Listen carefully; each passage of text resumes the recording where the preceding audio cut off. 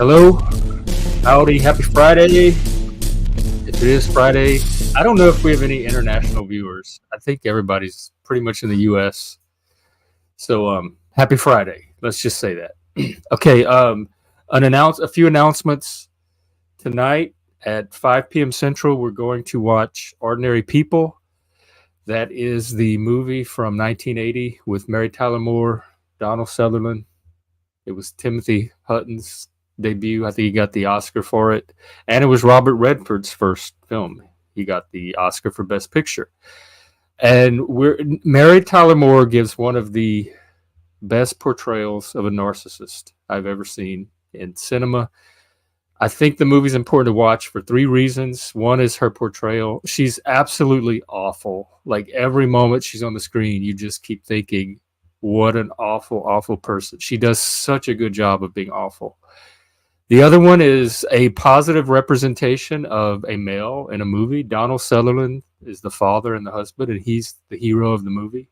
So it's really good to see a male represented so positively.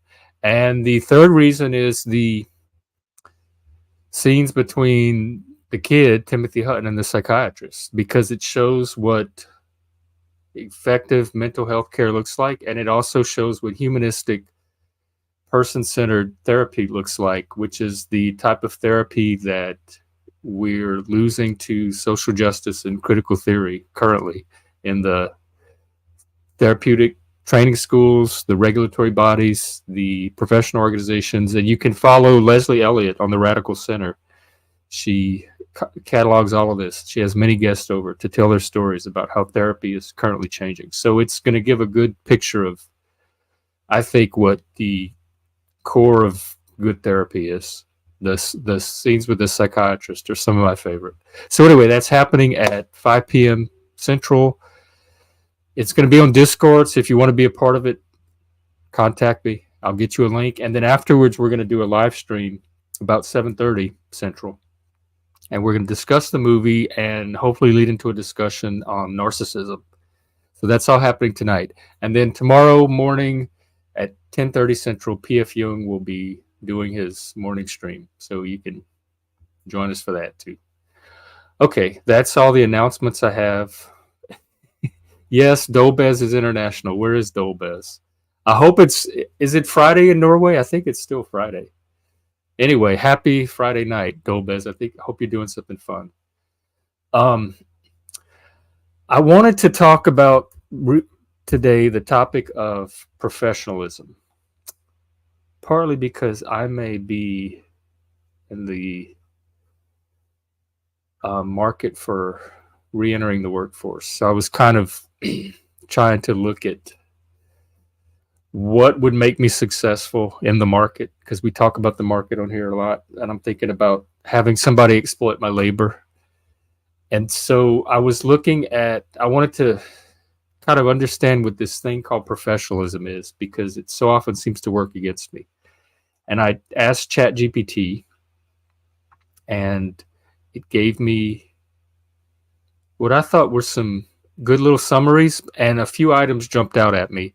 So I guess they're on my screen. It's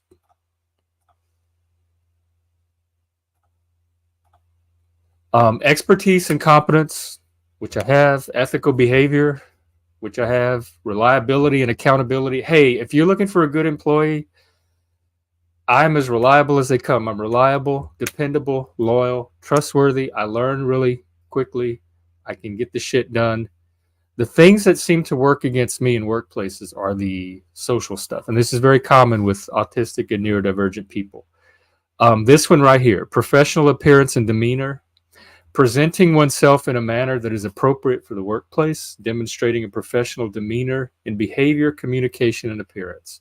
It's that how you come across to other people, the demeanor, particularly neurotypicals, and communication. I don't even think my appearance is ever an issue.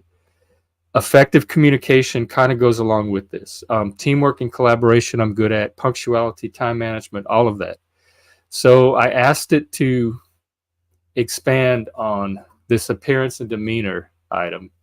Dress code, not an issue. I can wear whatever is needed. I mean, y'all see how I dress on this podcast. I think is decent, especially for the Pacific Northwest, which doesn't have very high standards of dress anyway. And I can wear uniforms and all that, no big deal. Personal grooming, I think I'm fine. I take a shower every day. I trim my nails, my hair. I shave once a week because it's a pain, but even that I don't think is that unsightly. Here's the one: body language, nonverbal communication. I don't consciously use nonverbal communication as a channel because I'm very verbal and I come from a culture that's very verbal. So we don't really have to signal little things to people like they do up here. I have no idea what my body's saying at any given time. I tell people all the time, don't go by my body language. Don't don't rely on that. Just verbally talk to me. Gestures, facial expressions contribute significantly to professional demeanor. Maintaining good posture. I have horrible posture. Making appropriate eye contact, exhibiting open and attentive body language. I don't even know what that means. Conveys confidence and professionalism. This is the kind of stuff that I get judged by in the workplace almost more than the quality of my actual work, because this determines how people feel around you, or the impression you're making on clients or supervisors or coworkers. And I don't like, neurotypical people may be in control of that. They may be able to be aware and modify it. I am not. So all of this stuff works against me, and I don't even know what it is. It's invisible to me. Speech and mannerisms. I can't tell you how many people have made fun of my speech since I've been up here. I've been called swamp rat. I've been told to go back to the swamps. For some reason, there's something about my speech that signals like swamp people or hillbillies, some redneck, whatever. Communicating in a clear, courteous, and professional manner is essential. This includes appropriate language, tone, and volume in conversations, meetings, and interactions with clients. This is subjective. There's also something in the autism community called tone policing, where neurotypicals like to police these exact elements right here: tone, volume, etc., and then try to like hold us to some standard that they're all aligned with that we're not even aware of or capable of meeting. In the South, tone and volume expectations are completely different. In the North, we can be loud.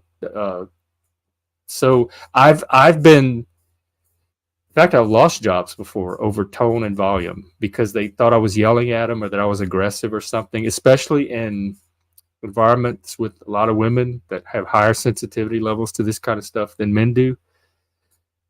This all works against me. This is why I'm so reticent to try to re-enter the workforce up here, because of all this stupid bullshit that has nothing to do with the job. Cultural sensitivity, I think I'm fine on. I think I do a better job of it than some of the people up here that have never been around the different cultures in their life or exposed to them. Adaptability to environment. There's something called code switching, which people are also able to do, and I'm not. There's like a professional personality. To me, it feels like acting. I've done theater before, but I can't act 8 hours a day, like be on stage 8 hours a day. And they can like put on this professional personality to interface with the public, and then they're different at home and stuff. I don't have the ability to do that. Like what you see on here is the same thing you're going to get in a workplace. Consistency, yes, I have all of that. And then the communication part, it breaks it down into clear and concise expression. Some people find me very easy to understand, and some people find me very difficult to understand. So there seems to be an individual subjective element to it, above and beyond anything that I'm able to do to make my expression clear and concise. Active listening, I think I do good at. Verbal and written, I'm okay. Empathy, I think I have more of it than the average person. Here it is again: nonverbal communication, body language, facial expression, gestures, posture. Why does that matter if you're doing a good job? Be mindful of nonverbal cues and ensuring they align with the intended message. This is the exact thing that autistic people cannot do. That's why autism is a impairment or disorder, whatever you want to call it, of social awareness, social perception. I don't navigate by nonverbal cues, so I don't know why they're so important in the workplace. Just talk to me. Just verbally tell me shit. Clarity of purpose, adaptability. Here we get into that code switching again. If you're writing for one group versus another, or communicating with one group versus another, you change your approach or your style. Um, Conflict resolution and negotiation, I'm really good at, believe it or not. Being able to navigate conflicts and negotiate effectively by using communication skills such as active listening, empathy, and diplomacy is vital in professional settings. So I wanted to bring up the concept of professionalism, particularly as it relates to people on the spectrum or neurodivergent people whose style, deportment, nonverbal, like behavior, may not exactly comport with neurotypical norms and expectations. And it just frustrates me that this takes higher priority in many cases than what you actually bring to a job skill wise. Okay, I guess that's what I want to say on the topic. Now I'm going to bring Chris and Lib on, and we will start the show. I pulled up the news earlier today, but it didn't look like much is going on. Although I did see that satanic temple display got vandalized. Yeah, politician from Mississippi or something like that, or some stupid shit like that. Yeah, I saw that. It was very, very dumb. And there's some stuff going on in Tennessee as well, similar, like related. Satan stuff. Yeah, it's Satan stuff. It's what's going on? I have to double check. I heard about it from Bo of the Fifth Column. So I'll have to actually Google this really fast. Oh, they're trying to start an after school Satan club. Yeah, that was what it was. But it's specifically in Memphis too, so like that was neat. Well, I know in the past they've had success in getting these clubs started. Yeah, despite opposition. So Tennessee may get itself a Satan club. I hope. It's an official religion. There's nothing like it's religious discrimination. Like there's no way around it. Yeah, no, it is. I mean, that's not exactly gonna, I think, deter the Tennessee evangelicals. Like Tennessee evangelicals, I don't think really give a shit whether or not it's like a recognized religion, because well, they have to abide by the law. Well, like I don't know what they're gonna do, but if they take some kind of action that falls outside of the law, hopefully the consequences will be enforced. I would hope that would be the case, though. I mean, and for what it's worth, I mean, like there have been. That's always been a problem with people in the Christian right, that like they're very pro religious freedom until it comes to something they think is specifically. As we say, literally any religion that's not a flavor of Christianity. Yeah. I was about to say, because they like. Well, I mean, Judaism. They tend to be fine with Judaism, but it depends on the person. I've never known a Christian that had any problem with Jewish temple or anything like that. But yes, but Muslims and anything else that's kind of outside that. It kind of depends, I think, because like the kind of churches that I grew up in were basically full of older people, and in my experience, older people tend to have more of an issue with Jews. They tend to be, at least in the South, the older folks tend to. I never saw that, but I mean, you grew up in a different part of the South. I mean, so maybe that is true. Yeah, there were just very few Jews in like the cities I grew up in. Period. Oh yeah, no, very few. I didn't meet a proper Jewish person that coded Jewish, until I was like 17, 18. Seriously, I mean, I might have run into one here and there, but I wasn't even aware of there being and it was my psychiatrist. The first time I had a psychiatrist was like this very much like a New York Jew who was like obsessed with Bob Dylan, and yeah. He was like a stereotype Jew. Like it was like it was like which is something you see in a Woody Allen movie. He was like a Woody Allen character. He's a really nice guy. I've never no issues with him, but it was the first time I was like, oh, a Jewish person, because I'd seen a lot of Woody Allen movies, but I just thought of Jewish people as white people, though, until I actually met one.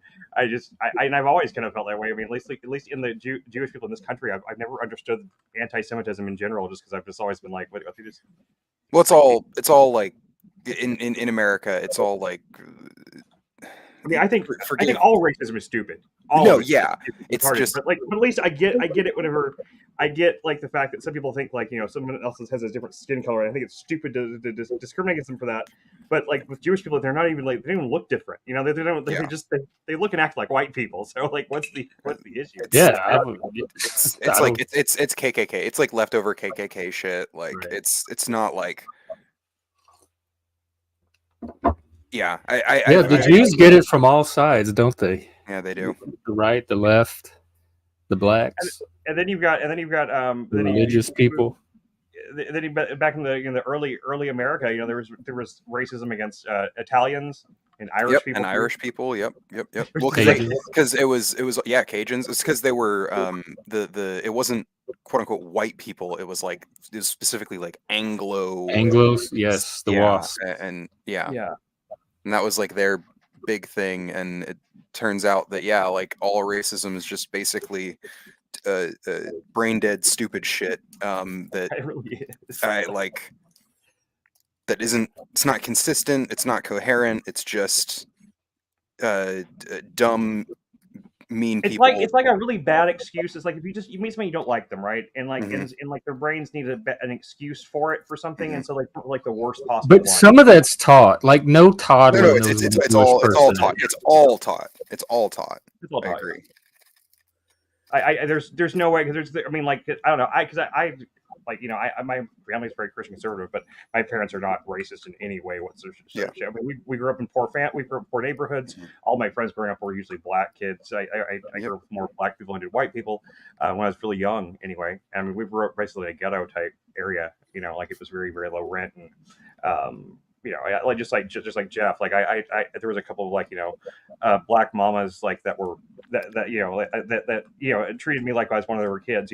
I grew up around a lot of that stuff, man. I don't know. It was very mixed area and stuff like that. So I don't know. It's because I wasn't raised on any of that stuff. That's the reason like it was so weird whenever you actually see it in real life. You actually do see really a ton of those. Someone like that's just like why like what's your problem? A ton of those like sort of multiracial areas exist, though in my experience all those multiracial areas tend to be in like cities. If you go to like a small town, everyone's like all fucking segregated and shit. No, I found that. Well, I grew up in a town of like 300 something people, very small, and it was extremely integrated. And then we moved to a town with maybe 1,500 people, and that was more segregated. Oh, yeah. No. The city was like mixed. Yeah, when I talk about like small towns, I mean like 1,500. I think Texarkana, like the city I spent most of my younger years in, was a town of about 8,000 people whenever I was growing up, and then it's at a little over 10,000 now. And then you've got 80,000 people. Sorry, 80,000. And then it's about 100,000 now. And then but the town I grew up in, like whenever I was really little, Marshall, it's more like an 8,000 person town. So but I lived in a couple of towns in between there that was like 300, 400 people, 1,500 people or something like that. And I mean, like even in those towns, like at least in East Texas, they were pretty mixed. It was pretty much like all the neighborhoods weren't too segregated or anything like that. I mean, I didn't like, but there also weren't a lot in those really tiny towns. There weren't as many black people or other just people from other races like in those towns as there were even in Marshall when I was a little. I was gonna say, well, you're talking about like Texarkana, so a lot of the black people in Arkansas kind of left Arkansas. There's still it's still like Texarkana, Texas is wider than the Arkansas side, but the Arkansas side.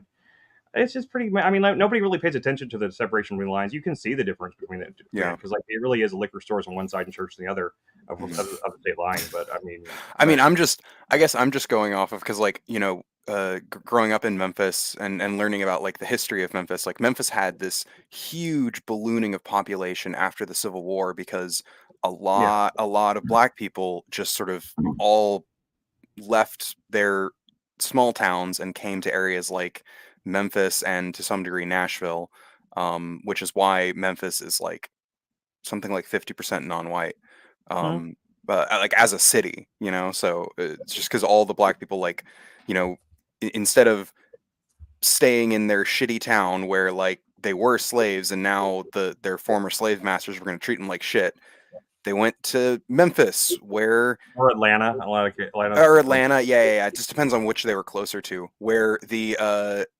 unionist carpetbaggers treated them like shit. You know.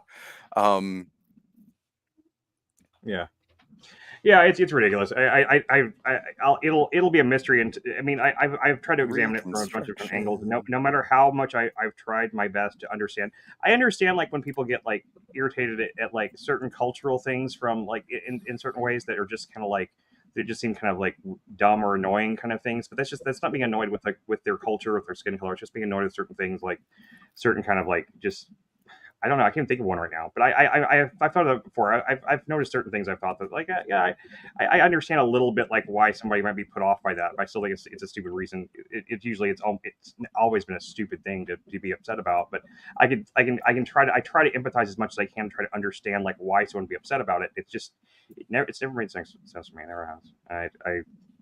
We went in that stupid racist panel thing like that one time, and like people are just screaming about like just like it's just a bunch of people like screaming like racial slurs and like and talking about how like how like white culture is the only reason we have civilization and stuff like that. Oh God. Just like, but then there was black people in there too that were also spouting their own like black supremacist shit. So yeah. Oh, the Blitler shit. Oh God. Blitler. Yeah. I mean, it's more like the people that think that that melanin is magic or something like that, and like I remember that guy. People that have more melanin in their skin are it makes you more intelligent and all this stuff like that. I was just like, that's such a weird, stupid thing. It's very, very. It's like, I mean, I get it. It's a reaction to extreme racism the other direction, right? So you've been discriminated. People get discriminated. So then it's like the same thing that happens whenever someone gets called like they get called like a bigot or something enough that they really aren't. And eventually like it drives them towards bigotry eventually because they're fine. Like fine, if everyone's gonna think I'm a bigot, then I'm just gonna be a bigot, right? That kind of thing. It comes from that. So like like it's like a reaction. It's an extreme reaction to extreme prejudice, and like it's sad really because I don't think because all these people I don't think they're unintelligent or anything like that, and they come up with some really like I don't know, I don't want to say creative solutions for their racism excuses. But. No, they do. It's very interesting. What is it? God, I'm trying to remember the group, the Black Hammer, I think. Something Hammer, Gazi Kodo. Are y'all familiar with that? No, I'm not. Oh God, is it a video game? No. It's a black supremacist group. It sounds like a video game. Sounds like yeah. I mean, they do some like really wacky shit. But oh God, I've seen some of their stuff, and it is just very explicitly just Blitler shit. Like it, not even like Black Hammer organization. No, I've never heard of these people. I mean, they're not like relevant really anymore because it turns out if you try and be Black Hitler, people don't like that. Most people don't like that. So most people don't like tyrants in general. Just broadly, yeah. Me and my friend Kel, he's black. Black separatism, conservatism, decolonialization, and political violence. Yeah. They sound like black leftists or black Antifas. They do attempt. They did, or at least they did for a while, attempt to LARP. It's a radical black communist organization. Yeah. So those are your people. They attempted to LARP as leftists. Yeah. They're just hate-filled people. It really, it's like the labels don't even matter at a certain point. Like they can put attach whatever they want. They're trying to buy land in Colorado and establish Hammer City. Yeah, I know. It's interesting. That sounds like another scam, like that crypto it island. Is. No, it is. It's a fucking scam. They have like white people give them money, and like it's fucking crazy shit. So they can build their own like segregated like city or something like that. So they call it reparations, which is very funny. Well, it's less funny and more annoying because as somebody who thinks that reparations are something that are like good and we should actually make an effort to do, like there's a way to do reparations that is good, and just giving random black people money isn't. Why would you give Okay, talk. I'm gonna try not to be too. Yeah, I'm too gonna talk to me I'm gonna about make I'm the gonna case for reparations that doesn't sound too crazy. I'm gonna clarify, and that I don't think that race-based reparations are good. I don't think I mean I think that Okay, I if you're don't either. talking about like There's no way to do it without tilting yeah, it back to the direction, creating more hatred the other way. yeah. I mean, it sucks, but at some point, like we have to establish equality. There has to be. We don't punish the descendants for what their ancestors did. So why would we reward Well, our descendants for what ancestors did? it's not about punishment or reward. It's about the fact that black people in America were slaves for several hundred years, and then even after the It's not the current people. well, but hang on. But then even after the slavery was ended, they were still oppressed by Jim Crow, and then even after we ended Jim Crow, there was still issues with the oppression that was like outside of extra legal oppression, and then so we have all these issues. However, it's been so long since those like things that like the solution is no longer like reparations for black people. I think It the should have been solution. done back whenever they. Yeah, Then what reparations do you support when you I, said you're in favor of reparations? I'm in favor of like basically reparations in the sense of like just poor people, Just UBI, things like that. better social. I would not consider UBI reparations. I mean, I can see how you could. It might be a good way to help sell UBI. I think UBI is a good idea in general. I think it's like with yeah, just I mean Yang became a hell of a cringe politician, but yeah. his initial appearance and his initial argument for UBI was all very solid. I think in terms of No, like I agree. AI and industrial and the way that things are being and automation like causing these issues stuff like that. I think his arguments for that were great. It just wasn't enough to build an entire political platform on.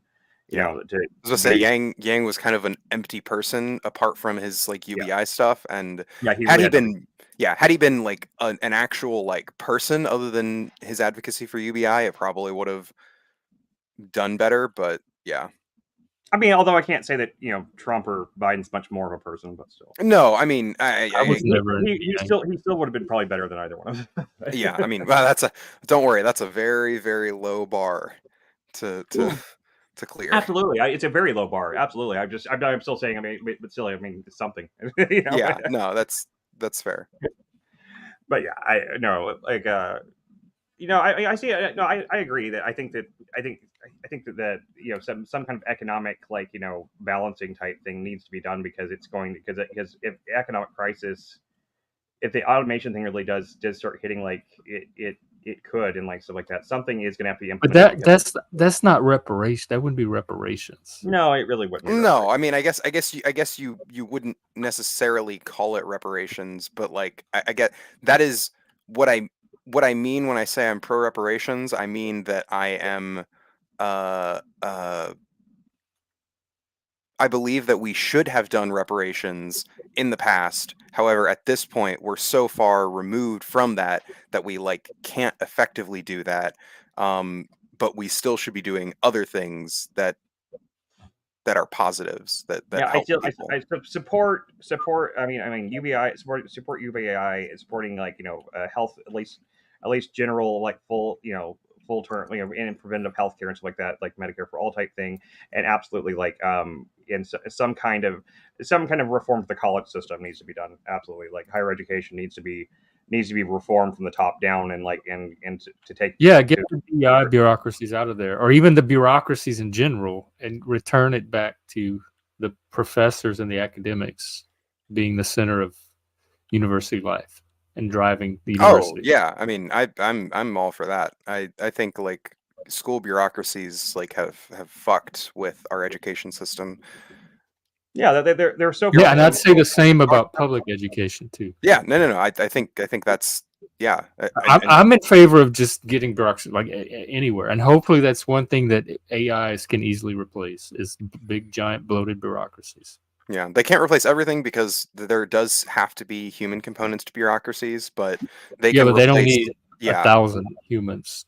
Yes. The big colleges are raking in far more money than they should for something. I mean, because like it's one I hate thing. bureaucrats so much. This is like, I mean, this is going to sound like an anti-capitalist. That's not what I mean. But I think for things like medicine and education, things like that are things I don't think should fall under the profit umbrella. At least not to the degree that they do. I don't see any motive. I think that people that really want to teach are going to want to teach. I don't think that like trying to lure like better professors to colleges with like but even the professors don't make those to colleges. Like I've seen private schools do really well, provide really quality educations. I would not want to lose that.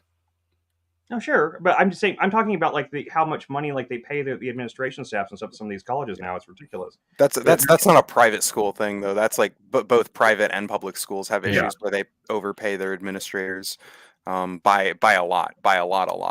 It's like they treat them like CEOs of big companies now. Yeah. Like I mean, and with a big company, yeah. I mean, I understand your arguments against capitalism and for those kind of things, but at the same time, they exist for profit motivation in the first place. So it seems more. But education supposedly is a public good kind of thing. It's supposed to be beneficial on the whole, and they do have a tendency to push like bullshit degrees on kids, or at least make kids think that they can get these bullshit degrees, and then they get out of school, they don't know what to, and they don't help them. I mean, I really would like to see more of an apprenticeship type system in place, really, like where people could more like instead of like me too. I would like an apprenticeship myself. I agree. I think that's what there used to be a program that did that whenever I was college age, and like I tried to get into it, and it was really really hard to get into. Yeah, no, they're also expensive too. Yeah, very expensive. They're not cheap. But that's what I mean. But that was I was trying to get into one. There was a company that provided apprenticeships within the film industry, and like you could get an apprentice. It was for crew type stuff. But still, it was a good way to get to learn a part of the business and get in there and stuff. But it was expensive as hell, and it was and even if you had the money, getting into the program was even harder than the school I did get into. And it was more for a trade. It was like a trade type thing more than it was a creative type thing. But still, I mean, that's why I tried. I applied for it like 3 years in a row and never even got past the first stage. Maybe I just didn't know the right people or something like that. But I don't think they had that many people that really. I don't think they're working with enough people that were actually willing to actually do the apprenticeships. Is what I got the impression of. Yeah. Is there a cat? Yes, there's a cat right here. Oh, and she's just making sure that I'm. Yeah, I know it's not. That's actually there. And yours not a ghost cat. Fucking hearing things.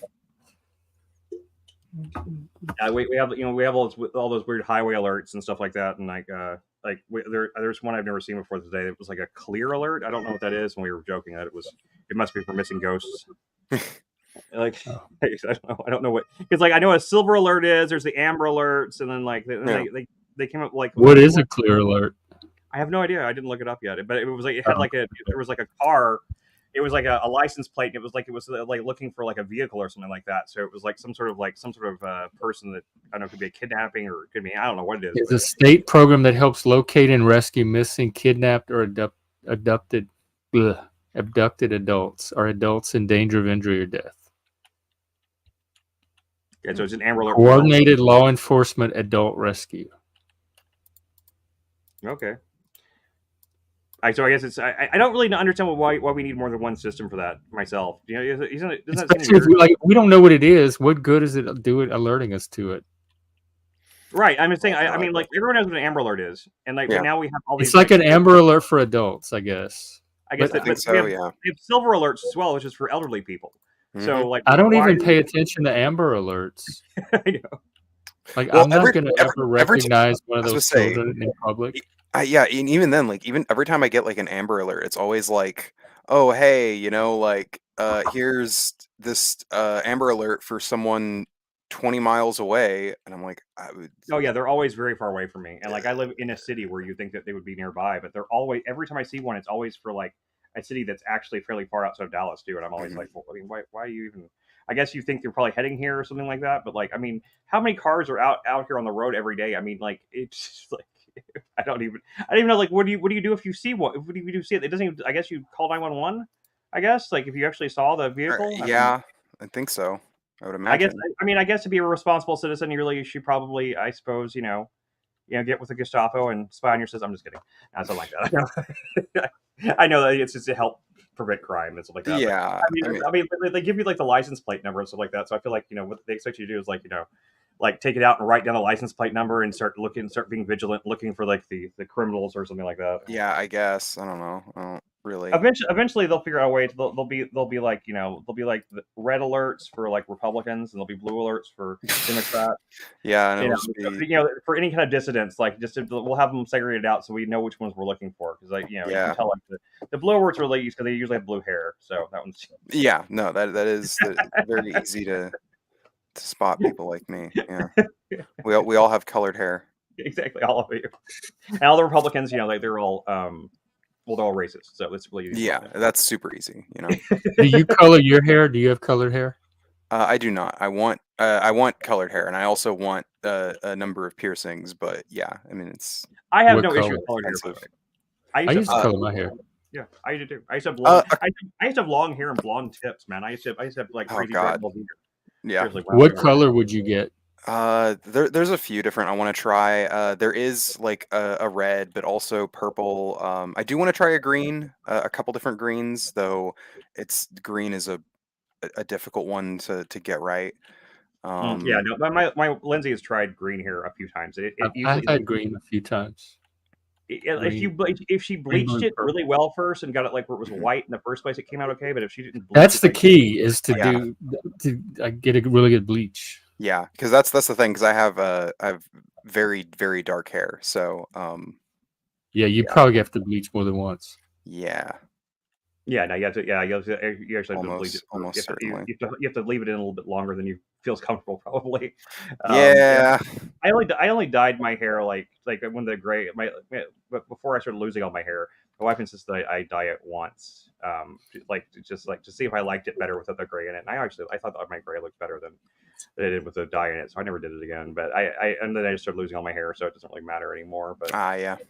But but like Lindsay still likes dyeing her hair. She still dyes her hair color sometimes. I've never had a problem with it. I think that the fact that it's like some leftist stereotype is just funny to me. It's just, it means something different today than it meant when we were growing up in the 90s. I guess so. It was just it's just a fashion thing to me, I guess. I don't know. Yeah, it was. It was just a fashion thing. I mean, yeah. Same thing with piercings and tattoos.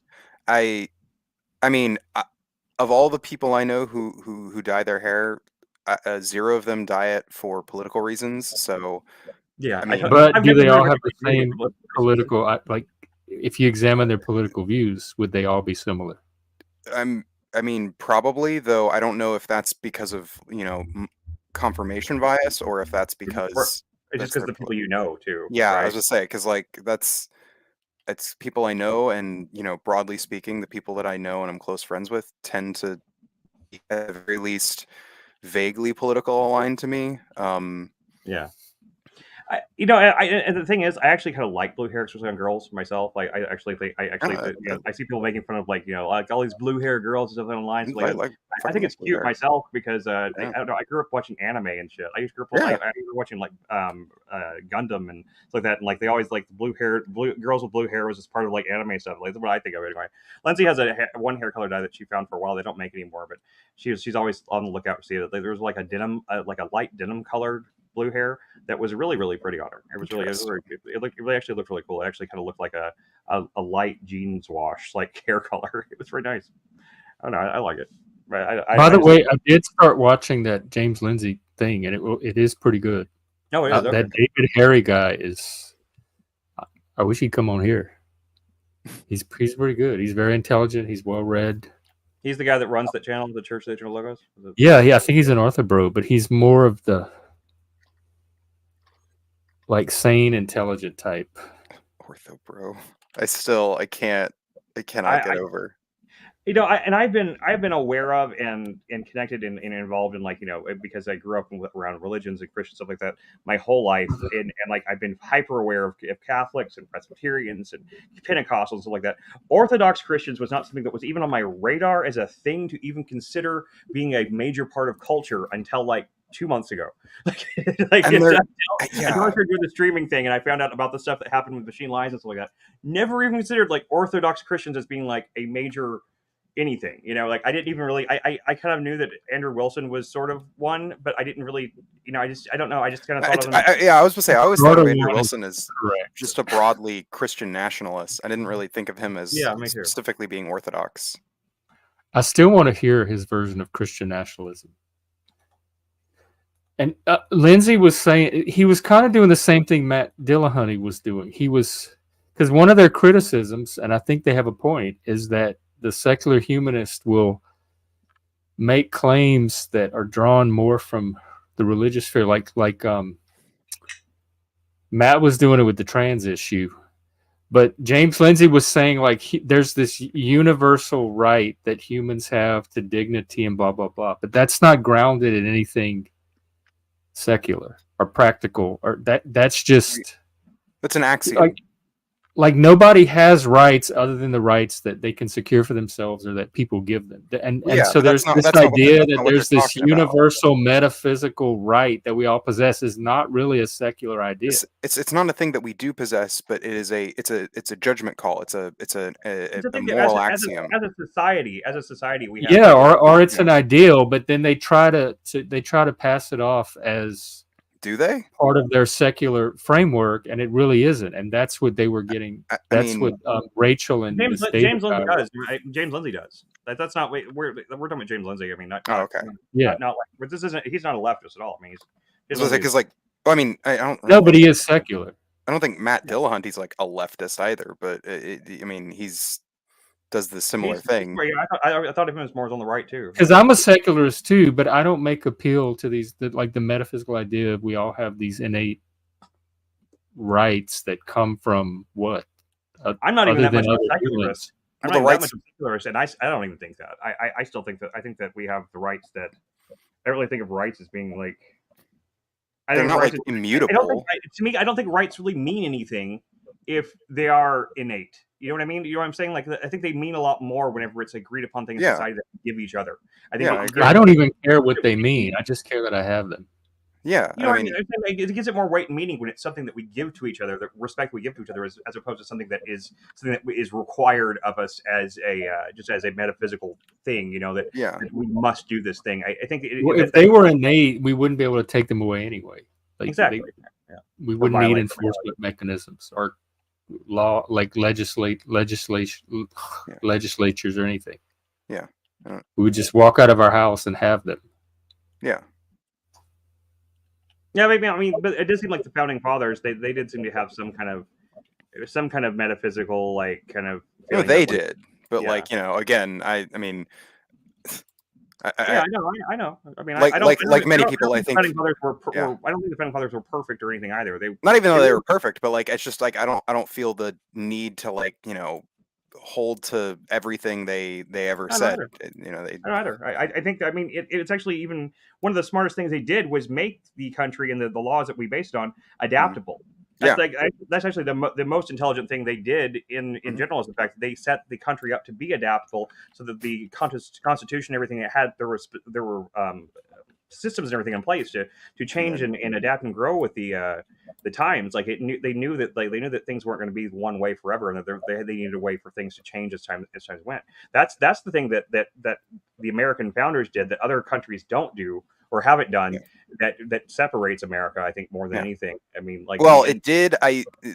There are a lot of places that have more adopted an American style of constitution in that it can change because it's better. Like, our. I'm thinking why it was revolutionary is that that's what made America different. Whenever is that we had the ability to actually to decide upon and change our. Our system of laws and things like that as we needed to. And do other countries not? Does Canada not? Or the UK? Well, they didn't. They do now, based off of because of us. I don't know if it's necessarily specifically because of us, but it's kind of liberal period. Yeah, just liberalism broadly kind of enacted that change. The UK is a very different kind of democracy now than it was in the past, in a good way. they used to be barely even a democracy. You know, they used to be just a constitutional like monarchy, and now like the monarchy basically means jack shit, which is great, and we stand. Great, and it's also stupid that they still have it. Yeah, yeah. So fucking stupid that it's still a thing there. Like, I mean, why?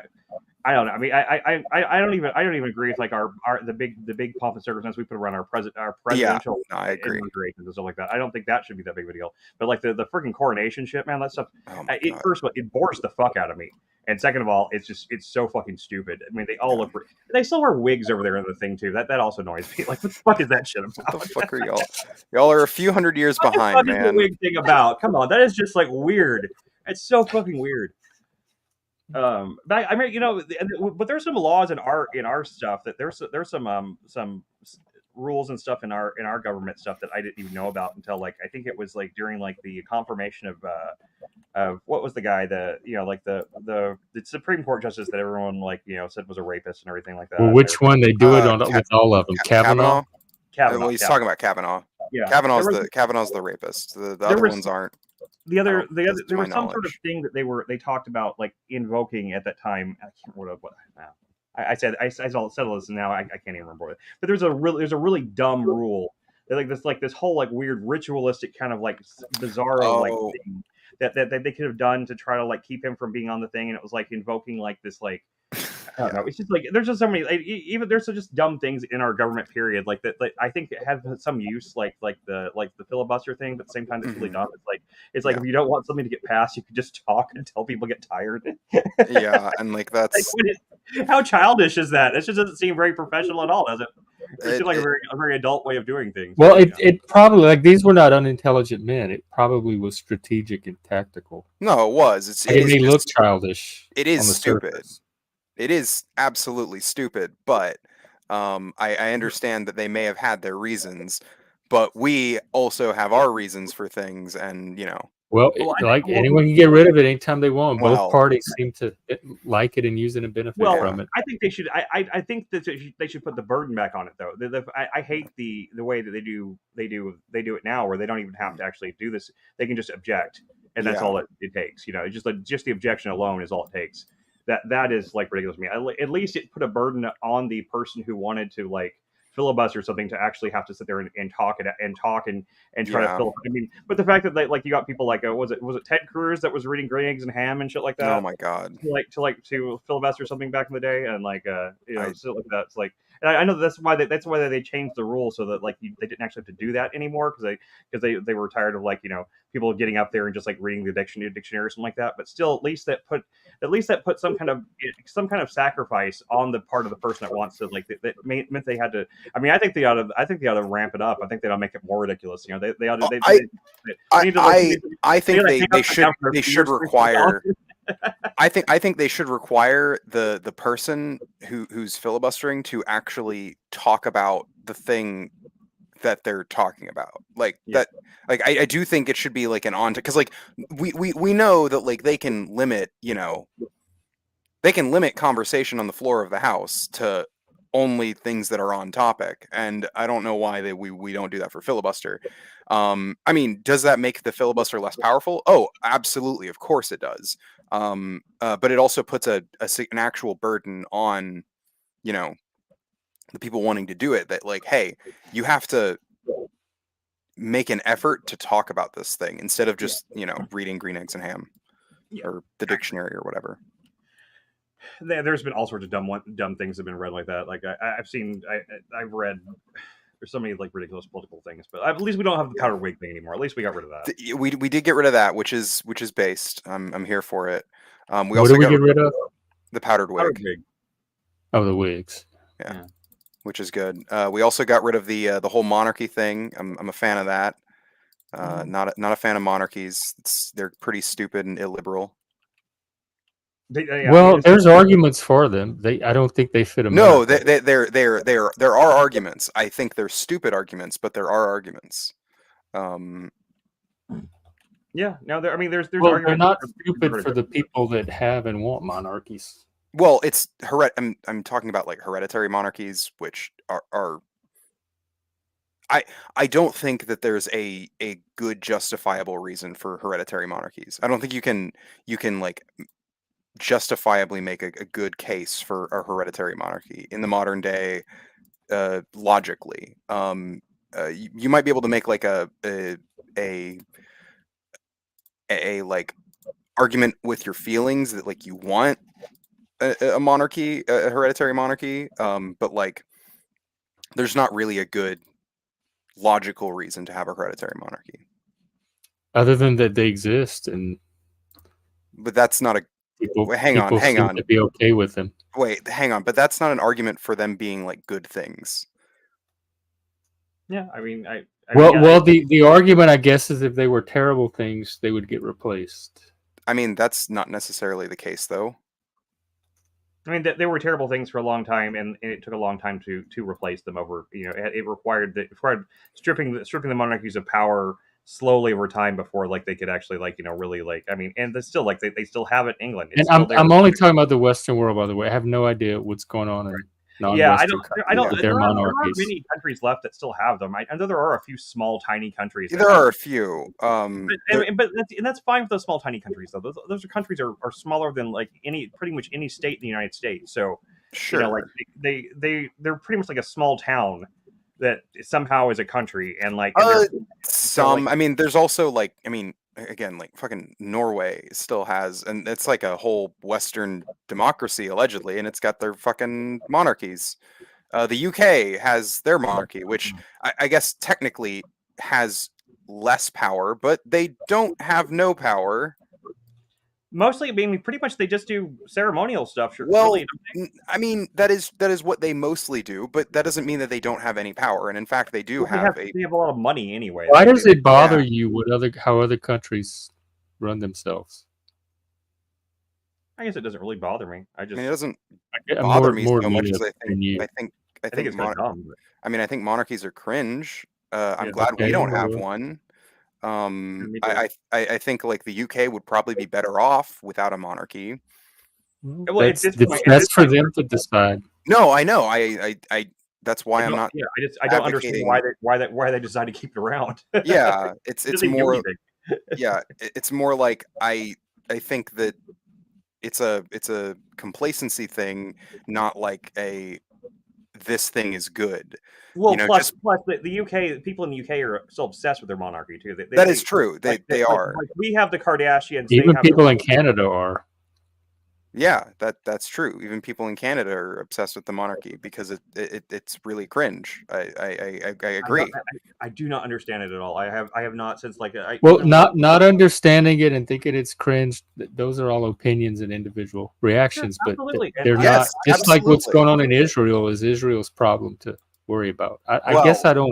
To a certain extent, there's also the fact where I can take issue with the fact that we're giving Israel a bunch of weapons, because that is a thing that we're doing. So I take issue with that, obviously. But yeah, beyond that, I don't think. I mean, do you think? Wait, hang on. Am I allowed to have an opinion? I'm sure that will be. No. Hang on. Am I allowed to have an opinion on that, Jeff? Jeff, am I allowed? You can have an opinion. I've never told anyone they can't have an opinion on anything. Well, okay, that's a claim. I mean, and just show me where I've tried to stop someone from having an opinion. I don't care what opinions people have. He can say our opinions are wrong. He might say our opinions are wrong. He's never told me. I've never told someone they could. I couldn't stop someone from having an opinion if I wanted to.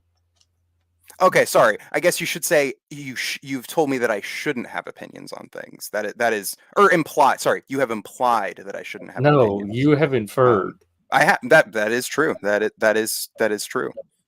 I'm just trying to understand why you would have an opinion on something that doesn't even affect you. Well, I mean, I can explain why these things do affect me. If like for instance us, because everything affects you. The whole world affects you. I mean, that's true, but I mean, I'm talking in a more direct way. Like for instance, the Israel-Palestine thing, us giving Israel, Yeah, but you were already cast in even before that. So That's just reinforcing hang on. No, have. it's important to understand that I have always taken issue with the money that we give Israel, because we have been giving Israel money. Okay, but we also have treaties with Israel. Do you have any idea what's in those treaties? With a number of them. I don't, but that may be a reason that we give Israel the money that we do. Well, sure, but that doesn't mean that I can't take issue with that, though. Like, yeah, but there's things you could take issue with that are practical, and there's things to take issue with that are pointless. It's pointless to disagree with the treaties we have with Israel. That's your opinion. We already have them, and they're not going anywhere. Well, hang on. You're talking about and whether it's or not pointless to think that England can have a monarchy. That's just your opinion, Jeff. That's just your opinion. Yeah, my opinion is that your opinion is pointless. And your opinion is stupid. And I think yours is. I know, but that's the great thing. I don't like having an opinion about something you can't change. What's the point? Well, it's your opinion that I can't change it. You can do something about the treaties we have with Israel.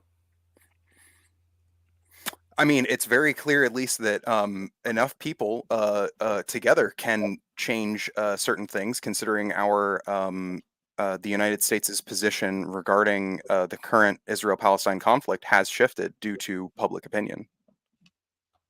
Okay, but I was asking about the historical treaties we already have with Israel.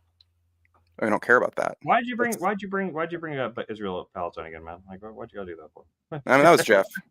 I don't know. Did I bring it up? Yeah, you sure. Oh yeah, like as an example of something you worry about that you have no power to affect. But have I do have power to affect. Also, I'm allowed to have strong opinions on things that I don't affect. Yes, we've already established that you are allowed to have opinions. That's not an issue. And it's not even just allowed, but I think it's good to have opinions on a wide variety of things.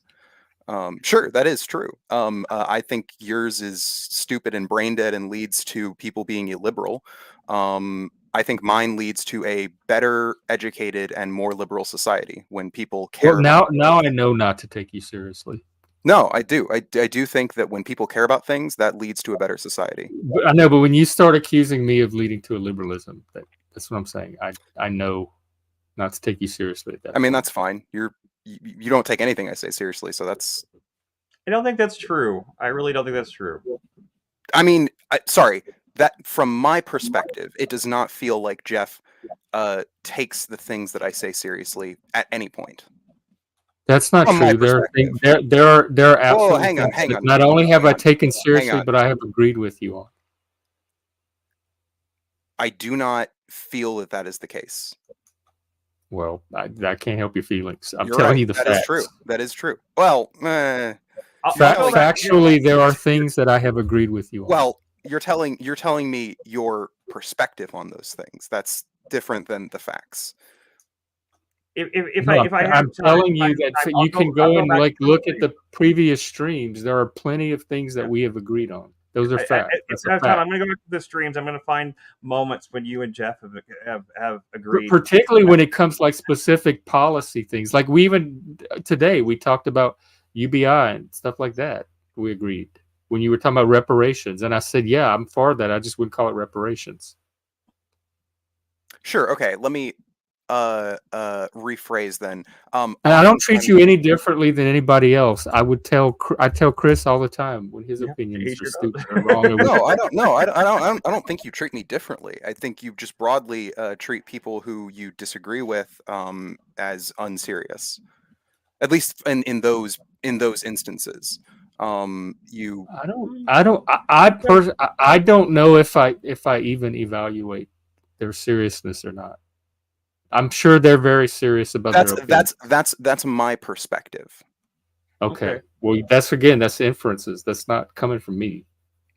Sure, but it is coming from you. It's coming from you. Well, it's my perspective of what you. Yeah, that's me evaluating stuff from you. Okay, evaluate incorrectly. Sure, that's your opinion, but you know. No, I'm telling you, if you think I'm worried about your seriousness, you're incorrect because I don't think about that. I assume that you're serious about your opinion. You said a minute ago, you said that now you know not to take him seriously because he gives inferring that you're. Well, yeah, because he said that my opinions lead to illiberalism, and that's just ridiculous. I do think that your positions do broadly lead to a less liberal. Like if more people were My to have your positions position, don't lead to anything because I'm like unless somebody is sorry, you're following my positions, which I hope they're not. I no, hope that's what I'm saying. I'm saying if more people were to have your perspectives, I do believe that we would end up with a less liberal society. I think communism leads more to illiberalism than any of my positions. It depends on if you're talking about the communism in your If head you or have the a communism in specific my head. position of mine that you think leads to liberalism, we could talk about that.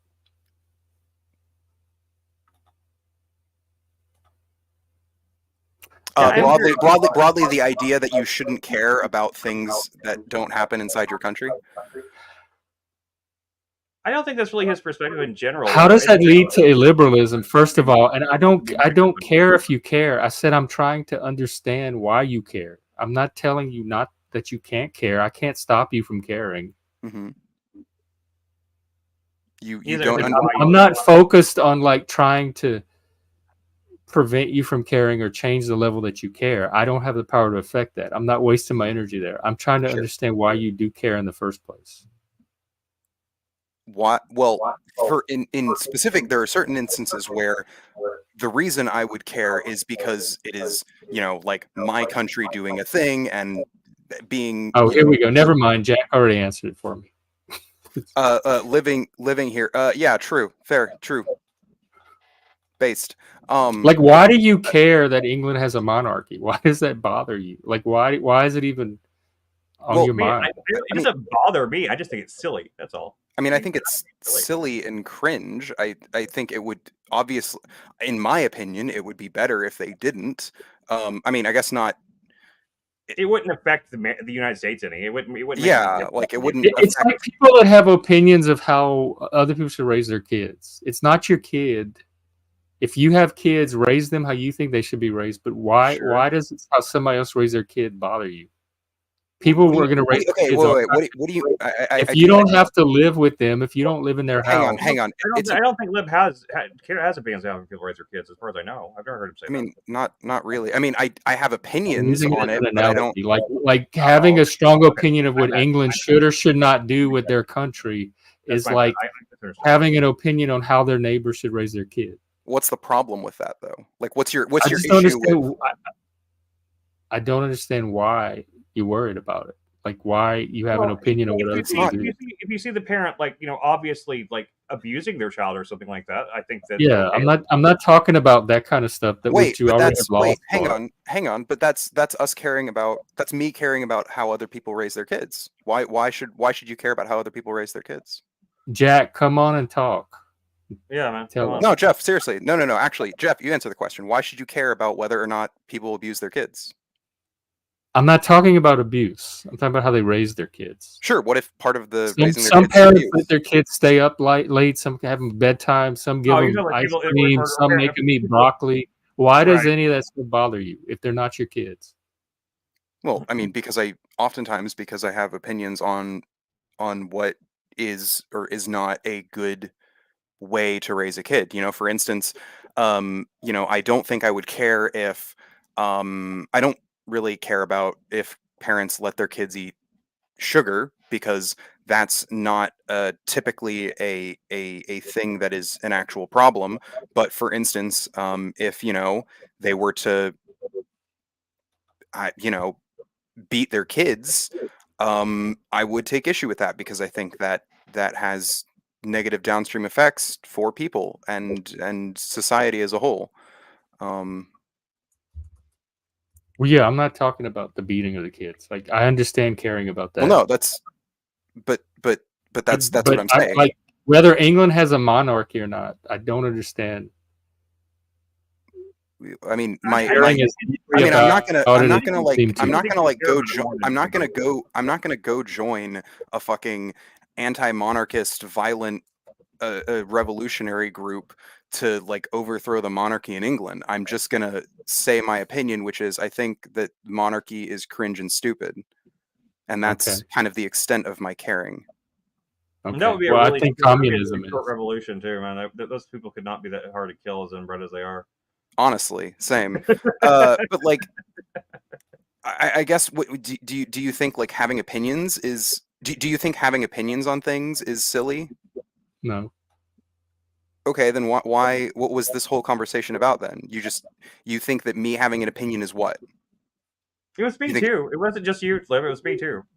No, it was specific opinions about things that don't affect you.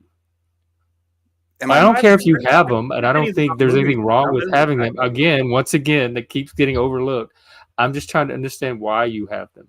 I mean, oftentimes it's because I learn about things, and then when I learn about things, I care about them because you learn enough about something, and you care about it. Um, I read about things. I have access to the internet, so I know a lot of things, and thus I have an opinion on a lot of things because I I, learn a I lot of guess I things. guess maybe that's what I'm questioning is why you Why? direct energy at things like caring about things you have no ability to affect. Because I learn about them, and then learning about them makes me care about them. Whether you can affect them or not. Yes. Okay. I get. Okay. I mean, It's the same thing as like I care about. that's fine. I understand it. I mean, I understand what you're telling me. At least it just seems. I guess I'm more economical in my caring and more I admit it. like Having like having like it seems you're gonna have a very fraught life, caring about all kind of things you don't have any power to change. That is just gonna keep you in a Sure. state of I can distress. attest to this as someone who grew up whenever I was your age and even older than you and younger than you as well. I used to care about I had a lot of opinions and cared about things that I could not affect way too much, and it does become exhausting. It does kind of like it does it wears out that gland in your brain, whatever it is I'm not sure, dopamine receptors or anything, whatever Sure. it is. My alternative to that is to stop learning about things. Not necessarily. I mean, you have to. Not my You, alternative, because okay. the way I learn to care about things is the way I care about things is I learn about them. I read about Okay. them and I That's consume that's just information. different for everybody. I agree Sure. with that. Yeah, no, Lib, I totally okay. I understand more now. I don't necessarily have a problem with it's if it's a reaction to learning and it's how you're processing what you're learning. I Yeah. understand that a little better. Sure. It's also one of those things where like I have trouble learning about something I don't care about too, and in the reverse because of the ADHD thing. Like Mhm. it's like the mind marker of ADHD. I think it's like one of the main markers of ADHD people is that we have a really hard time learning about things that we don't give a shit about. And so like But then I start learning about it, and then and suddenly I then give a shit then that about makes it. you care about it, so you want to learn more, and then yeah, and Yeah. then it becomes like a Feedback loop. self Yeah, yeah.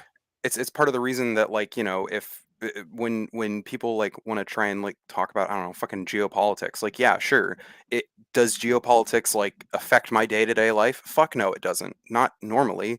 um but it sure as shit affects me when I have spent hours and hours and hours of my life reading and listening to people and learning to care about these issues despite Yeah. whether or not they affect me.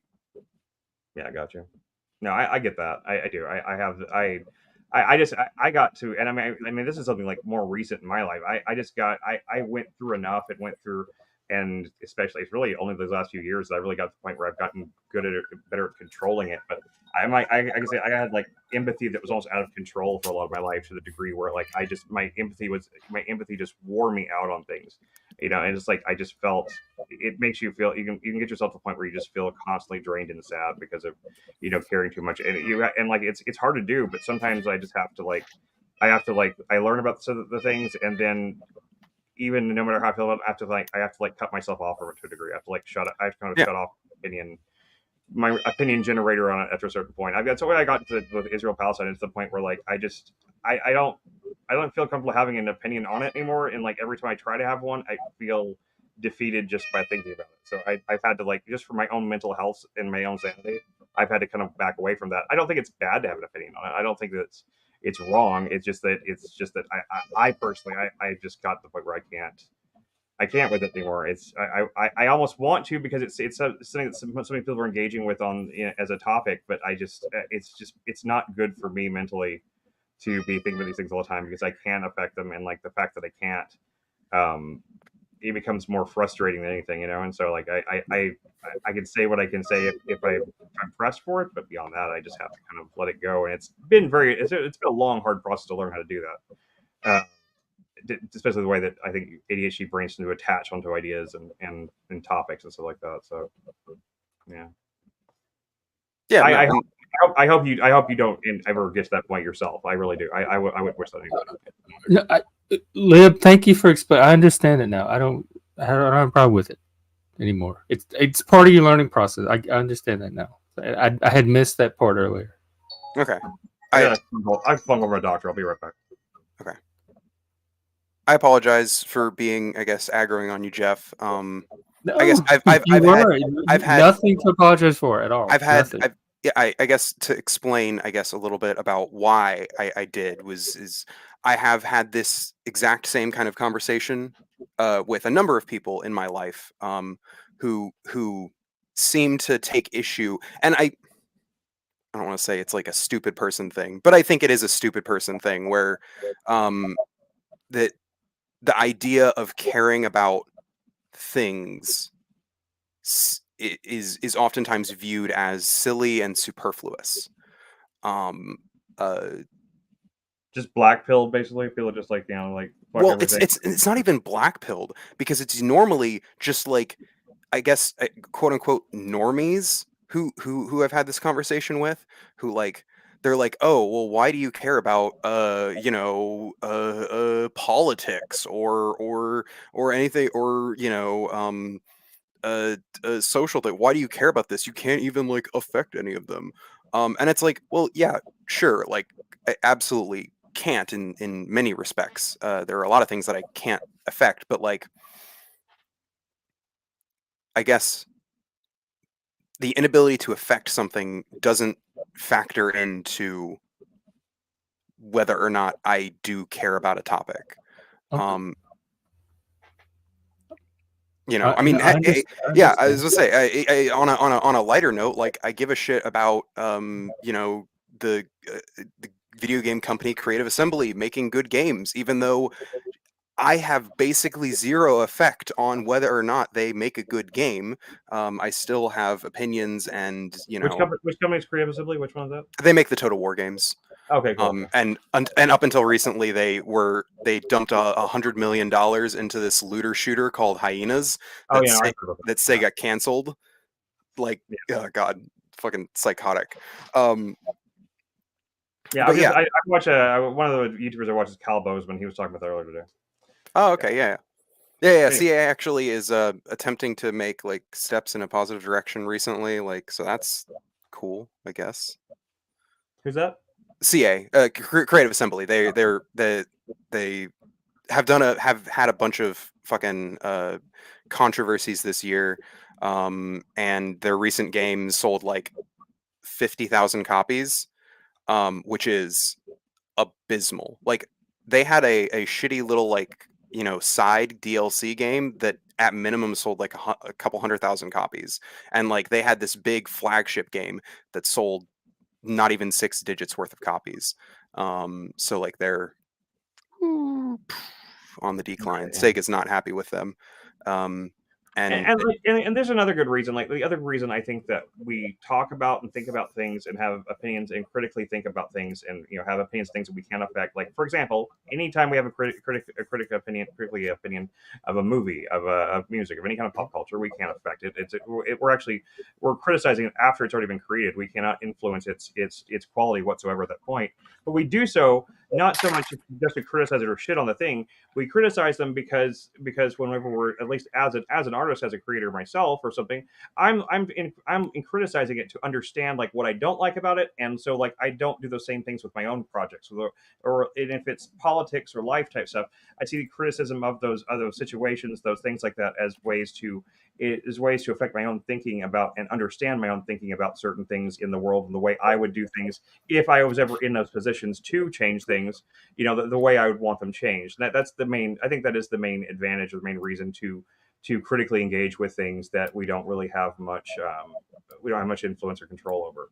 Sure, though I'll admit, like, I'm never gonna be in a position to make any like political changes or anything like You that. don't know That's that. just. You don't know I mean, that. I don't know that, but like I would like to hope that I wouldn't be, because Right. if I mean, that were this is what the they- case, we yeah. would be in. That would mean we're in dire fucking straits. Believe me, I feel the same way. Although at the same time, I mean, I think the three of the people on this thing right here, any one of the three of us, or all three of us, would probably make better political leaders than people that are actually in political leadership I don't positions. know. I mean, if I would. that's true. No, I think Jeff definitely. It's a You and very Jeff low bar. definitely would. It's a very low bar. It is a very low bar, but like you definitely do clear it.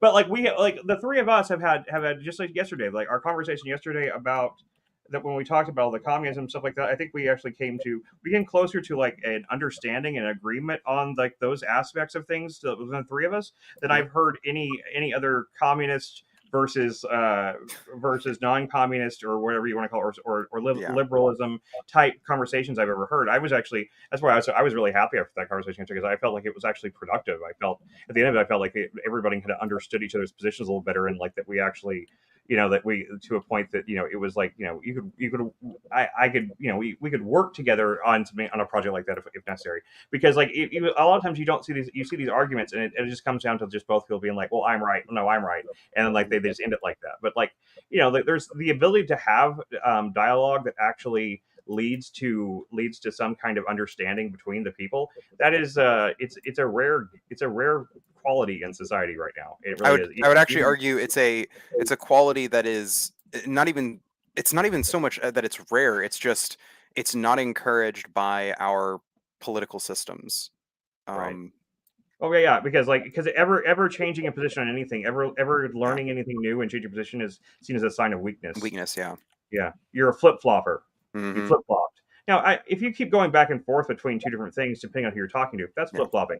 But they say that about someone who's simply like has like been in politics for 5-6 years, something like that. They've actually learned and grown some. They're like, oh, now you're switching sides, huh? It's like, oh god, people would like fucking say that about AOC, especially like a year or two ago, because she it was in politics for a while and then figured out how to use the system to get good things done. And sometimes she has turned into a neo-lib shill lately. But oh yeah, no. Like now she's just like flopped. Like now she's gone from yes, I'm gonna become more effective to like yes, I have sold out my soul because I don't want to get primaried by AIPAC.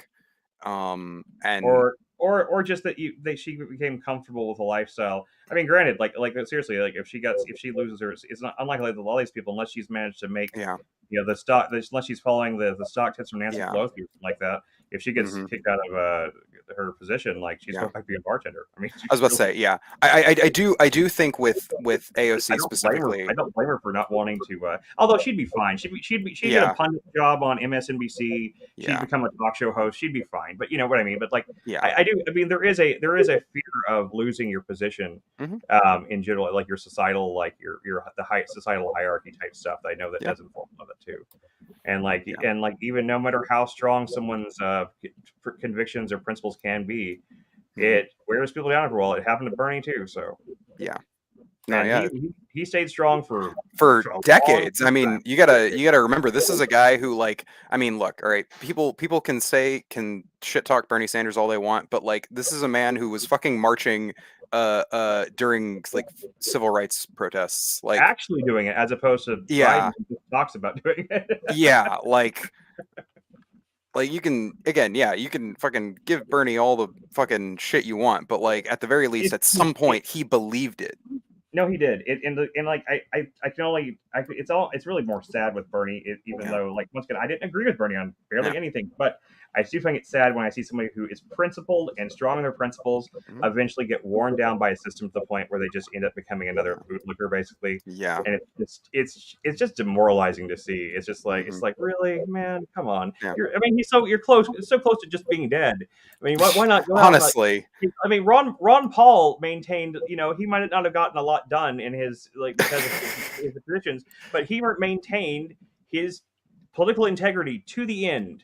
Yeah. And then I wish he could have passed it on to his son, but his son was a different thing. But but I mean, I like I said, I don't agree with Ron Paul and everything either, but I like a principled person. Respect, has real principles that are bedrocks of their belief system and actually stand by them. And like it's just something you just don't see very many people. But yeah. And I don't mean that he didn't change. He grew and changed his opinion. Well, yeah, sure. There's a difference between like yeah, he never explicitly like sold out his like opinions for some stupid thing or something like that. Yeah. I was about to say, like, even I was say, like, Bernie, even before, like, I guess the recent stuff, Bernie has like absolutely done like political compromises, which Sure, isn't yeah. like that's not a bad thing. That's a good thing. That means he was able to like get things done. And it means that you're willing to work with people and you're willing to be actually. That's what politics are. It's completely like. But he sold out whenever he became a millionaire. You know. Yeah, that I agree there. Actually, I think that's probably the distinguishing. That's like the line really that like he started like selling out once he got some money.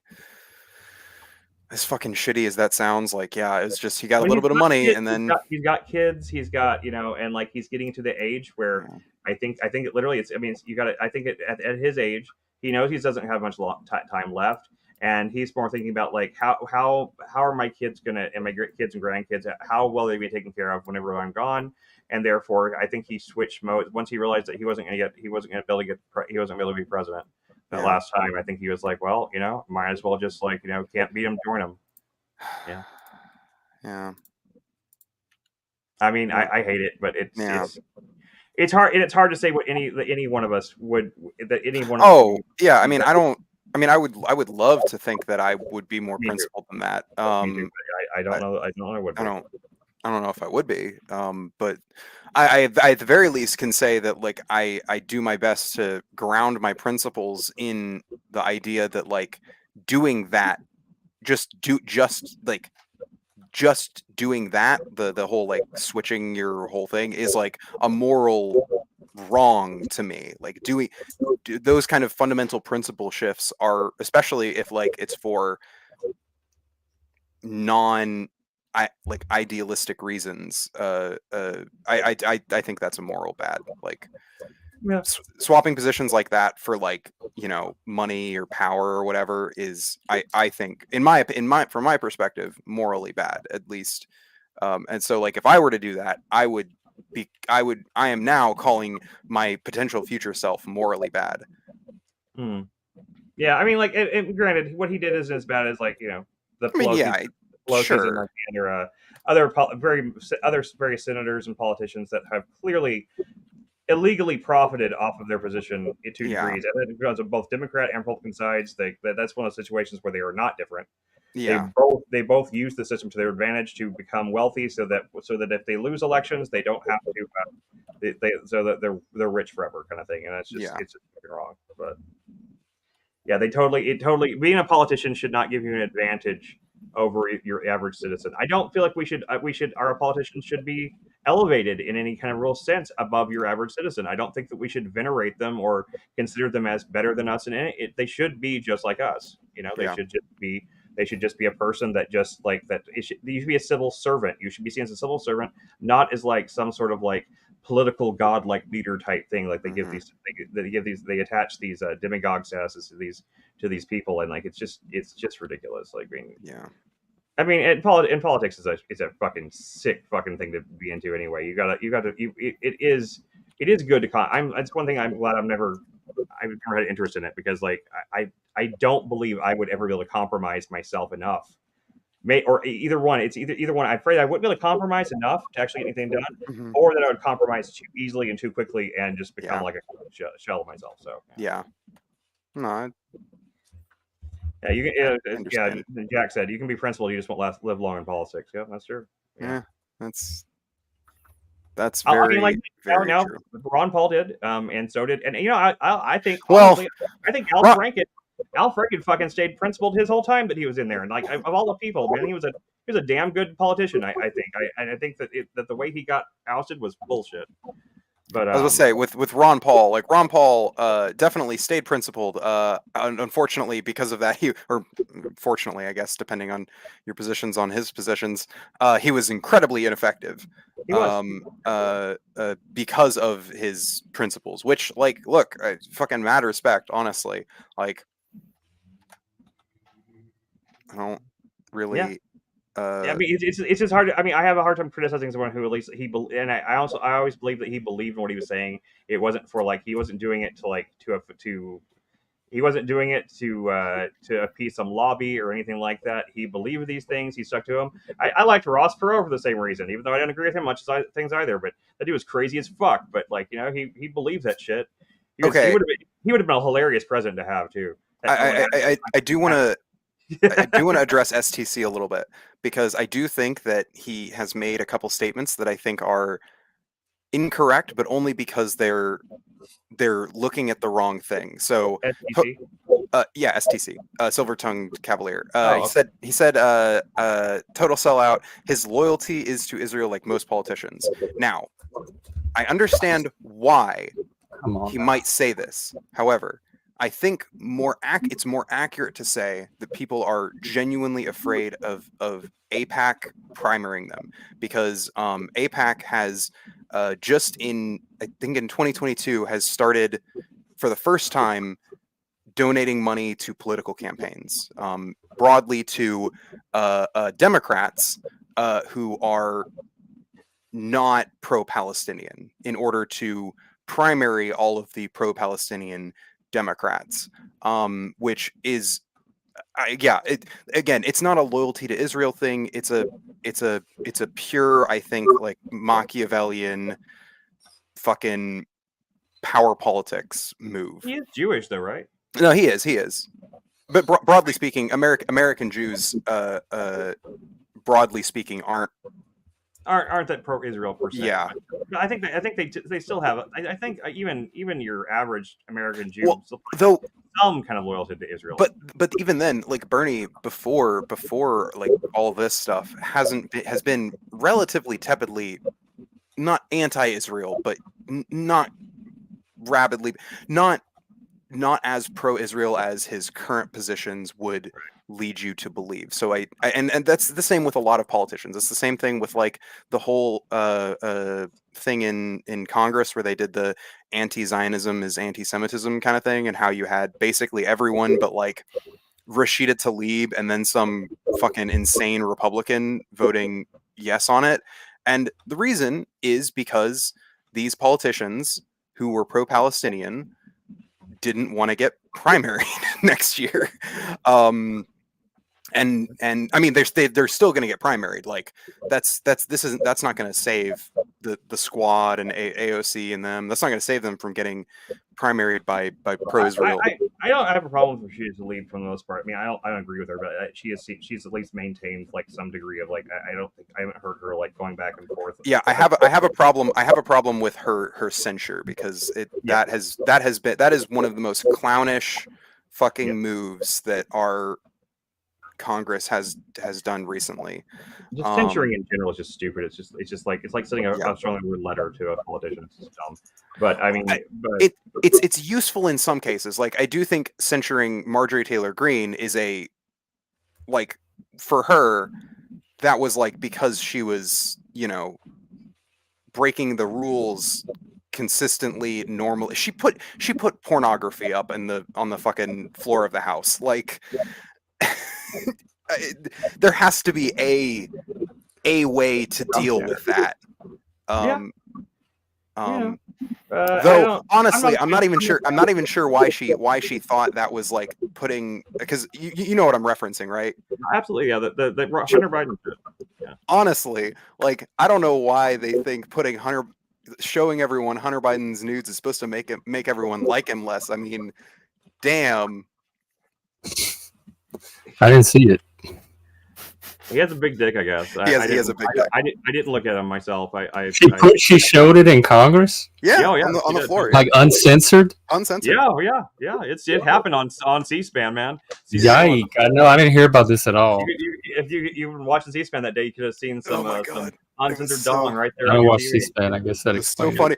I like Republican. I will say Republicans like want to try and make Hunter Biden out to be like this like evil nefarious guy, and they're like, yeah, he has a big dick and he has sex with hot women and he does lots of ecstasy and drugs, and it's like so he's crack cocaine too. yeah that too, but like they just call it drugs. They don't like ever They should focus on the crack cocaine. Honestly, they should. Well, there's so many ways they could like actually, because like Hunter Biden is like a dumb asshole piece of shit. Like he's not a good person. He is a bad person. But Republicans they're just so not good at their messaging, because it's like, all right, Hunter Biden, he's got a big dick. He likes having sex with hot women, and he likes doing drugs. Well, like I'm like, I like the guy. Honestly, if that's all I knew, sounds like a great dude. Then I learn about all his tax shit, and I'm like, oh, okay, well, he's a normal rich dickhead, you know. He's your normal rich dickhead. I don't like the guy at all, but I mean, he's like the focus on him. I mean, if they actually have something on Hunter Biden, if they actually have something. Well, they don't. That's the thing. Like, yeah, I know, but I'm saying if they actually did have something, it would be worth talking about. They don't clearly at this point, but because if it did, it would have come out by now. But I mean, like, you know, it is ridiculous, but. Well, you know, I'm fine. I think that you know, I could definitely live with seeing, you know, like Ilhan Omar. I think she's awful. I think she could definitely stand to be primary. Yeah, I'm not as much of a fan of Ilhan. I know she's like a part of the squad or whatever, and like people fucking love that, but it's just I don't care about that. Like the squad lasted like what 2 months before they started differentiating. They stopped voting with each other on stuff. So I mean, the squad was a branding exercise that just didn't. It just did not work because it was stupid from the get-go. It was girl power politics, and it was just like, God, it was so bad too. Ugh. Especially like, I don't know. I mean, the only possibly good thing that the squad ever did was fucking oppose Nancy Pelosi. Which is like based and cool, but like you don't have to be girl power, girl boss, progressive to say fuck you, Nancy Pelosi. An average person can just say fuck you, Nancy Pelosi.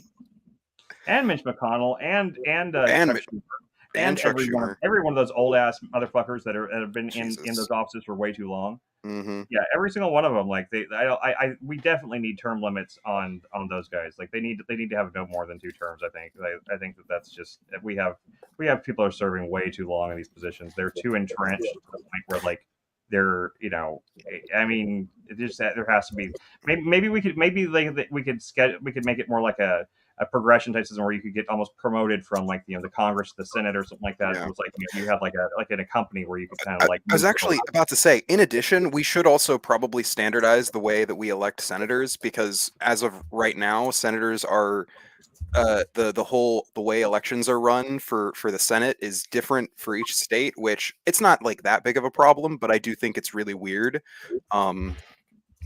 And probably, yeah, it's definitely not. It's absolutely not done to. I don't think it's done for like a good reason. If anything, it's probably done to make sure that the people that they want, the people who are currently in power, want to keep getting in power. I don't know why I just thought of this. This is kind of maybe a different conversation, but something maybe we can talk about maybe in the future, maybe not today. But it's something I would like to talk about that I don't hear talk about enough, and I don't understand is like, what's the fucking deal with the U.S. territories shit? Like, why don't we incorporate these places as states, and like, you know, like they're supposedly U.S. citizens. We have like these U.S. I mean, like what? There's a few. God, so there's a few issues with it, and like one of the issues is these places don't want to be U.S. states, broadly speaking, which like I understand. Secondly, though that's not always the case. Actually, with Puerto Rico, it's kind of very, very split right now.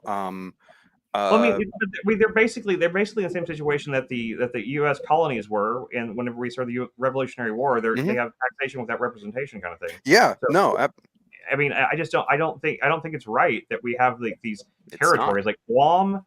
Was Guam, Puerto Rico? There's like 5 or 6 of them, right? Hang on. Actually, I'm just going to Google it, because we actually there's a not insignificant portion of our military that is made up of people from the territories, specifically so that they can become full U.S. citizens and gain sort of that sort of stuff, and that's fucked up. U.S. territories.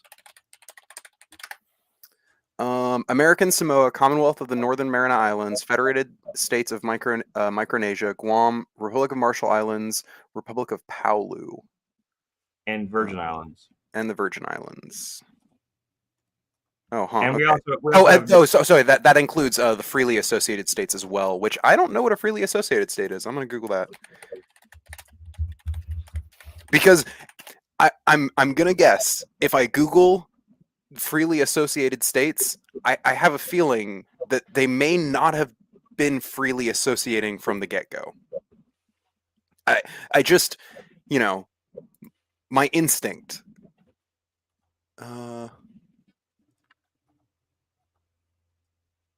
Bilateral agreements. Sure. That does not give very much information about. Yeah, I was on the same thing. I'm not really seeing anything that's actually like. Apparently, it's the Marshall Islands, the Federated States of Micronesia, and Palau. Oh, okay. So these, I assume. Hang on. I'm gonna Google. I need to see where all these places are because these might just be small island nations that are near U.S. territories that we have deals with to basically like they're part of the territory, but like they're not part of the territory. If where's the U.S. Marshall Islands? I mean, because I know you can travel to them without a passport. I know if they're Yeah. U.S. territory or freely associated. So like, there's that. But Okay, yeah. So the Marshall Islands, Micronesia, Guam, the Mariana Islands, those are all in the same sort of like clusters. So I bet you what it is these are like small nations that aren't part of the U.S. territories, but are nonetheless dependent on or like connected to the U.S. territories. So they probably just have disagreements with them. it just seems weird to me that we have like these well, they're almost like occupied territories or some of some sort. But I mean, they're not. I don't think they want the U.S. to like leave or anything. But it's just like Yeah. it seems like it would make more sense to go ahead and like and add them to add some states. Yeah. I mean, it's like they just like said, we have 50 states. It's nice and even, and they don't want to like change the number. They don't want to. Hell, it's only even like Sure, that's why. It's only 3.5 million people. Like, yeah, I know. What the fuck? Hey, I've always thought that was weird, and like, and ever since, of course, I also think the fact that like Washington D.C. isn't a state; it's a territory, is also weird. Yeah. It also should be a state. Yeah, I mean, there's tons of. Well, rather, I don't think it should be a state, but it probably should be treated better than it is currently. Washington D.C. is like in a weird state that does not allow for good things. People who live in DC aren't as represented as people who live in other states, which is fucked up.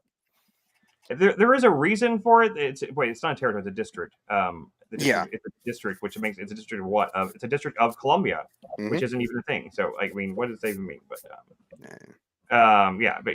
there was a reason for it because like the idea was that like that having like that being the seat of power for the United States. It needs to be outside of the United States in order for it to, I don't know, in order to be objective or something like that. I just don't. That was back when like states mattered, but like they don't matter anymore. I think the states should or probably could matter more. Or rather, how do they not matter? States, of course, states matter. No, they do matter. But like when it was like when the states were more separated, right? Like in the late 1700s and early 1800s, the states were much more separate entities than they are today. The federal government is a much bigger and more prescient organization today than it was a couple hundred years ago. I don't think today we would have an issue with. I don't actually even think we'd have an issue if we incorporated Washington D.C. into like whatever state that is near, like Maryland or whatever. I don't think they would have Virginia or Virginia. We wouldn't have an issue if we just incorporated it into one of those states. I don't even think that it would lose its independence. But what is its independence? The point was to have an independent. Yeah, but what is the independence to operate the government from? Yeah, what does that give us today though? Like, what is the benefit of having it be in an independent? What does putting it in Maryland give us? Well, it allows for the people in DC to have the people who live within Washington D.C. to have a better representation because as of right now, they don't have. Yeah, I think they should have representation. I know there was a movement for that. Yeah, they can't vote and everything. They Yeah. don't have full voting rights and stuff like that, which is really strange because it's where all the politicians live. Well, they all have to live on the other state too. They have to be like they can vote for president, right? They just don't have a congressional rep. Yes, they don't they have can vote for president from their state or a though. senator. They can't vote as a citizen of DC. They have to vote as a citizen of wherever state they represent. So like a senator that's a state from the state. Yeah, that's politicians. Texas. But like if you're a normal person and you live in DC, you don't have representatives. You don't have senators. You don't have representatives. Yeah. You do have a mayor. And I do believe you do still vote for mayor. So that's maybe the mayor could act as a rep and be a voice in Congress. Unironically, that would probably be a good solution. It wouldn't be a bad solution because they don't have a voice. Yeah, and they may not need a senator, but at least a representative. Maybe not two.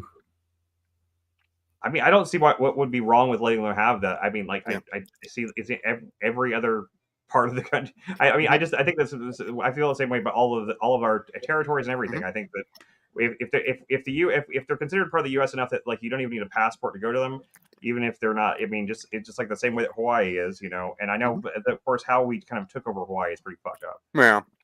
But nonetheless, like as Hawaii is, I see no reason that like that in every other state. So y'all need to get past that. I was about to say like every other, though it is different. Hawaii is relevant just because of the recentness. Like it happened in the 60s.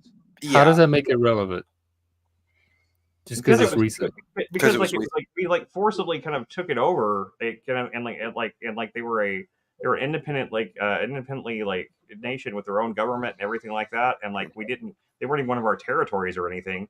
And but how does the recentness of it make it relevant? Because there are still people alive today who were directly affected by us doing that. Oh, okay. Are they better off? I don't know, honestly. I mean, Hawaii today probably isn't better off. Do they want to redo? Do they want to go back and?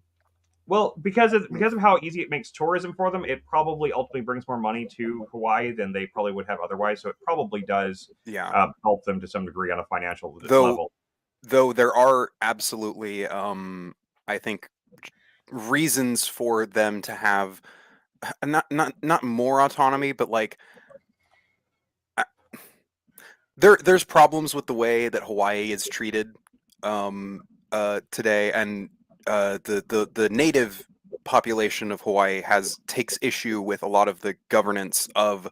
Well, how is Hawaii treated differently from the other states? Well, it's not that they're treated differently. It's that like it's treated. The entire state is treated as a tourist attraction, and so that does come with a lot of. While it does come with many benefits, it also comes with a lot of negatives. And I don't even know what that means. There's lots of states that have tourist attractions in them. No. It's not that they have a tourist attraction. It's that the state in and of itself is a tourist attraction. There is basically nothing. There is very little in Hawaii other than a military base and a tourist attraction. That's the state of Hawaii. Resorts, just basically resorts. Yeah, but that's nobody like treating them a certain way. That's just what they are. No, and no. Well, that's what they. You could say that about Nevada. There's nothing in Nevada but Vegas to worry about. Well, yeah. I mean, there's Reno, but I mean, nobody worries about that. That's for sure. Nobody worries about Reno. Nobody worries about Tahoe. Nobody worries about Burning Man. Carson City is the state. There's governance seat. Nevada would be nothing without Vegas. Apparently, people do worry about Burning Man because it had a really bad thing this year. But nobody important worries about Burning Man. All those celebrities might have melted, man. You know, like they're not used to rain. They're not used to the rain. They all came from California. They've never seen rain. They haven't seen rain in ages. You know? Yeah. When it comes to Hawaii, there's issues with like basically the indigenous peoples basically having been economically fucked over and not being allowed. Yeah, that's the same old song you hear from. Well, that's the other states. But they sure, yeah. Are they in occupied territory? No. It's not. You know, like what happened is that like during the there's issues because people like you are looking for issues. Well, no, hang on. Just like what? say, "Oh, we're Hawaii. What do you We're part of the mean? United Wait. States." Yay. I watched a really nonpartisan documentary about it that was like just a historical, just the history of what happened, like line by line, but what happened, how Hawaii became part of the United States, and it didn't even present them necessarily as bad things, but like it just on their face, it's like a lot of the things that we did were kind of messed up. I mean, it was like there's a lot of manipulation and a lot of like lying that went on. I was about to say, They told them that they told them they basically would maintain their autonomy and that they would still have like their own because they had a king and all that stuff like that, and that none of that was going to like go away. And then but when the U.S. actually came and did it, they basically they did some underhanded shit and like basically took all the power away from any of the people that had been in power, and like so they felt really disenfranchised, and a lot of the native people they were very upset about it. And I mean, honestly, it's not dissimilar to what the British did in China or what the United States did in Japan in the 1800s, which was like we showed up, we had guns, we pointed them, and we said, "Hey, open up, or else." And there was violence, but it was it wasn't excessive violence because we had such overwhelming power that we didn't need to do a bunch of fucking ethnic cleansings, because you point a gun, say, "Hey, give me your shit," and they did because they didn't want to die. Okay, but it's all over now. But like the thing is, like at this point, we should be, probably investing heavily into Hawaii, into the people of Hawaii, because of all the fucked up shit that happened as a way how we incorporated Hawaii. We probably and it was probably and establishing what we established in Hawaii was probably for the best. It was honestly, it was a from a strategic defense standpoint for the United States, it was essential. It's one of the reasons that we have had maintained a military dominance that we've had to keep ourselves safe in this front in the Cold War and stuff like that. It kept having that base there and everything has been really essential to U.S. security. So I mean, like I mean, even though I don't agree with the methods they did it, but they did ultimately it was a thing that had good consequences for the U.S. I mean, and it's all before I was born. So I mean, I think they'd have a hard time getting with it today. Yeah, but that was back whenever basically the United States population had a fairly low degree of information about what was happening in those situations, and there was nobody to know enough to really protest it unless you were there in Hawaii. So, I mean, it's actually just really interesting history anyway. I mean, if you've never learned about it, it definitely there's a few I remember the one I watched specifically. If I can find it, I'll put the link up. But I'll put it in Discord or something. But there's the documentary I watched on YouTube. It's about an hour and a half long about it, and it just went into the whole history of like the first involvement we had there to until when we incorporated the state and everything that happened. And I mean, and there were people that wanted it too. It wasn't like the entire country was against it. There were people in Hawaii that wanted to be incorporated in the U.S. for the protection of the U.S. military, if nothing else, because they were kind of in this target zone because the war. Everything that happened with World War II and everything, it made them. There was a lot of instability. There was a lot of things. It's a really complicated situation. It wasn't like a one-sided, one way to look at it kind of thing. It's just an interesting thing of history. I just feel like like I said, I feel like we have these territories and everything like that, and I feel like as we keep saying they keep saying diversity being our strength and all that stuff like that. I feel like why don't we just give them representation and let them be part of the country for real. Hawaii has representation. No, I'm not. No. Yeah, we're more talking about the territories specifically. Guam is a fairly robust little nation. So is Puerto Rico. They're both those countries. I don't see. Some of the issues come into places where American Samoa, which the poverty rate in American Samoa is 65%. Yeah, and they don't get nearly the funding and everything that you get if you're a state and stuff like that. Yeah. And if we were to incorporate them, they would get the same kind of federal programs and stuff that we do in the United States. I mean, I think if they're technically kind of ruled by the U.S., if the U.S. is their government body, then they should have the same rights as any other American, since they're essentially Americans, but they're not considered Americans. So I just think that they're not Americans. They're not a state. I think American Samoa might be, but let me actually Google. Well, No, they're not. Definitely not a state, but they're not a state. But you think the people there are citizens? Or I think they can receive citizenship. So a large part of American Samoa joins the U.S. military specifically so that they can get U.S. citizenship. Which is that's kind of messed up. It's almost like super messed up. Yeah, it turns it almost into like the thing with Israel with the conscripted military service type thing. But yeah, so we got America. Which I guess there are arguments for that being a good thing too. But I'm glad it doesn't exist in this country because I don't think I would have. I do not think I would have dealt well with being in the military for any amount of time. Same. I remember getting that selective service card whenever I turned 18. You know, God, I had to register. Yeah, I did too. I did too. But shit. I remember feeling so freaking nervous about it. I remember, like, even though there was no wars or no draft or anything like that, I'm just like, but if there's no draft, then why do I need to sign this? I just felt like it puts you in this like mental state of like, I don't want to go to the military. I don't want to get drafted. Yeah. Though it's worth noting that basically, unless America was like invaded or something, I don't think a draft in the United States would work in the modern day. I mean, we've already seen the draft barely work in Vietnam, and like, I don't think a draft would work.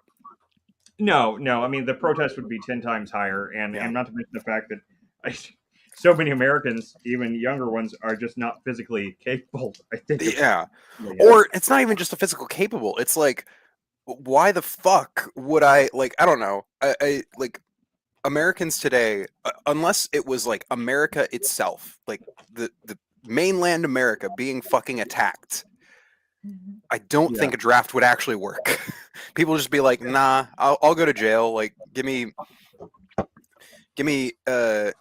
three hots and a cot. All right, I'll wait out this war. Like, I'll go to Canada like somebody did before. Yeah, I'll fucking cross the border into Canada because like fuck that shit. I don't want to go off and like be forced to fight for something that I don't even believe in. Well, I don't want you anyway. If that's your attitude.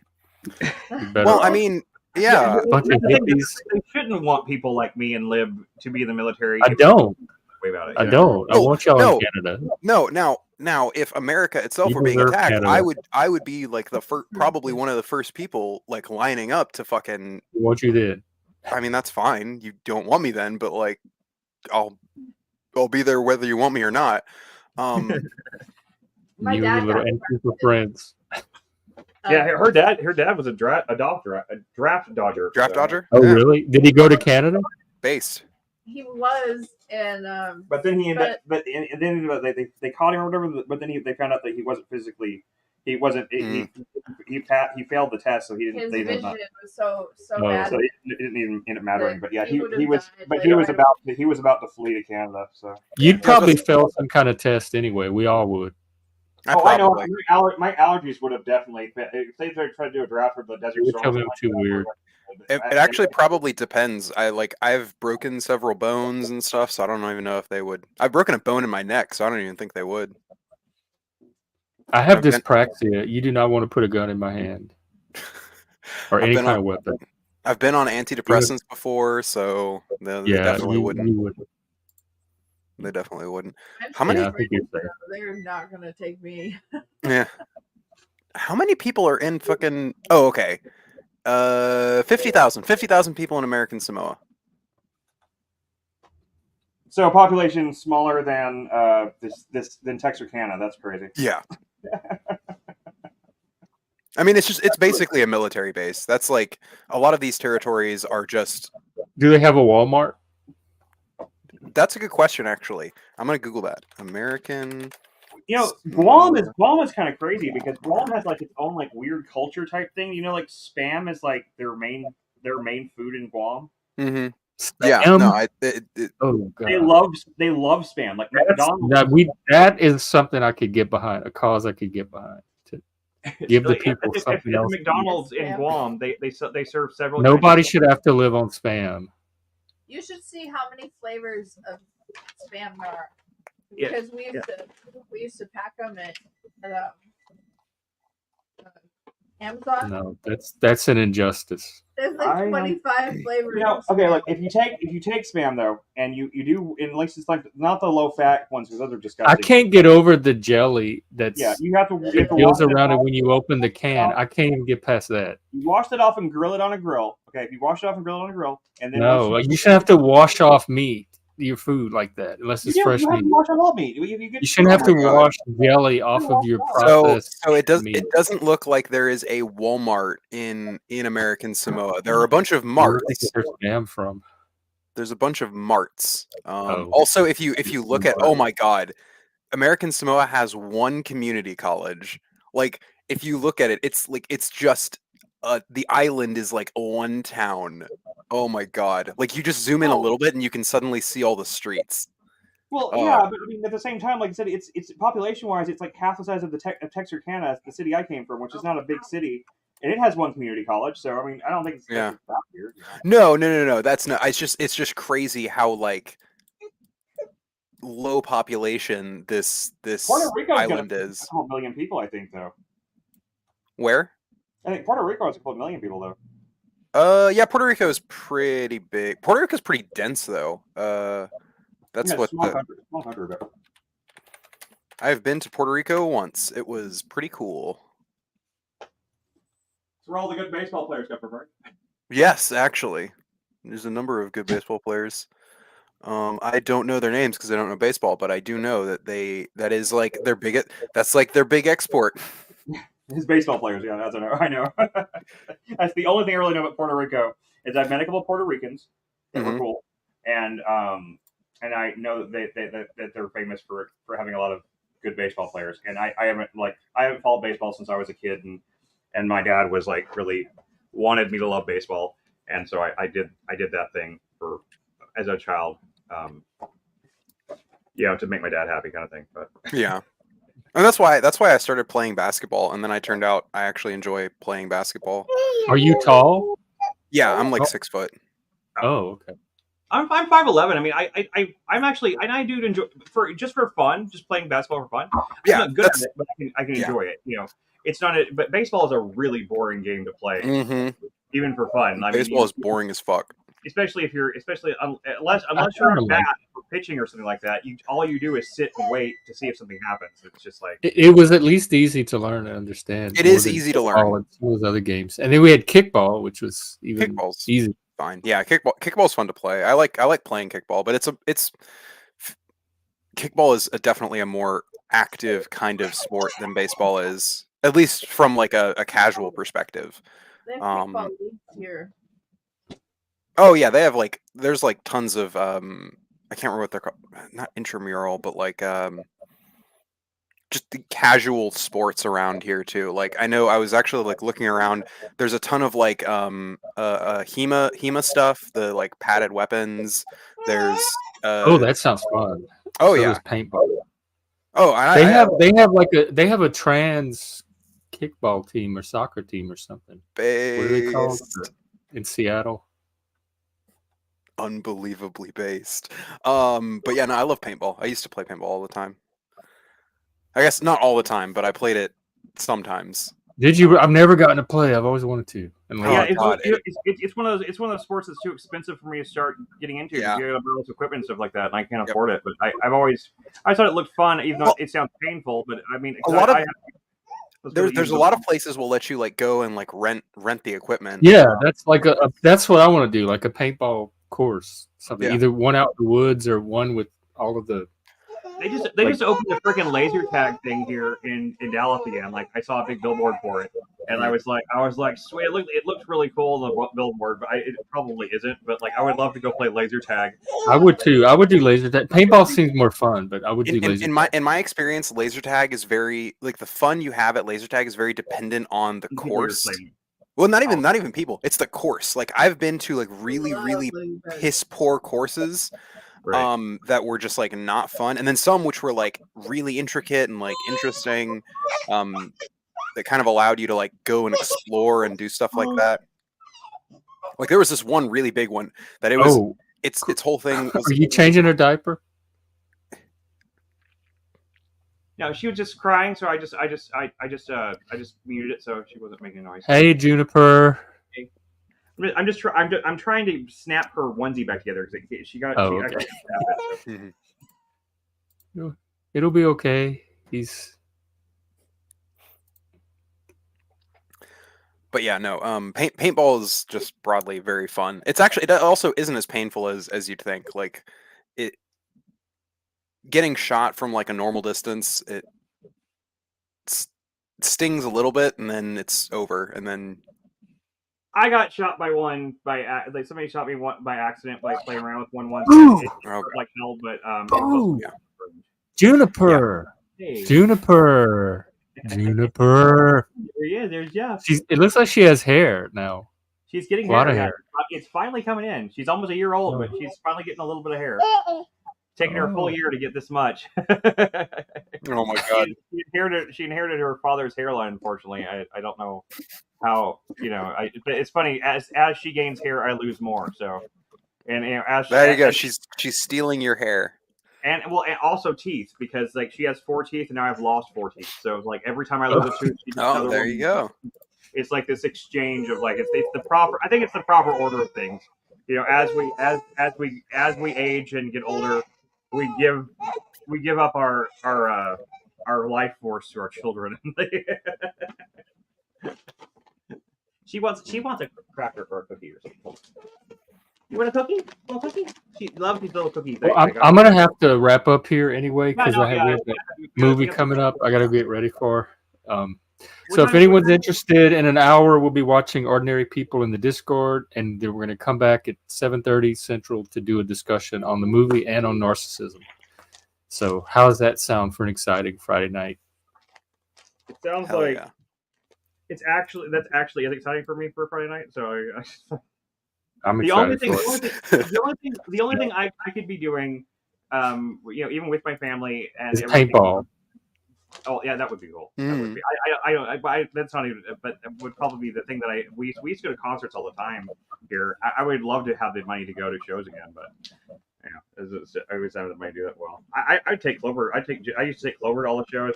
I'd take Juniper too. I'd take her up there. I don't know. I think it was really good for Clover. She has. We indoctrinated her with good music taste. Is what we did. That's good. Good. The only correct kind of indoctrination. I mean, we took. I don't. It's probably not bands that bands that everybody here would know, but I mean, we took her to see Cursive. We saw Summer Cannibals and Cursive with her. She loved that, and like we took her to Copeland and Many Rooms. We took her to Montreal. Montreal. We took her to. She went to Clover did. I'm thinking Juniper. Okay. No, not Juniper. No. We did Clover of Montreal. She went to. Yeah, she's been all sorts of cool indie shows that like she went to the Pixies and Weezer with me.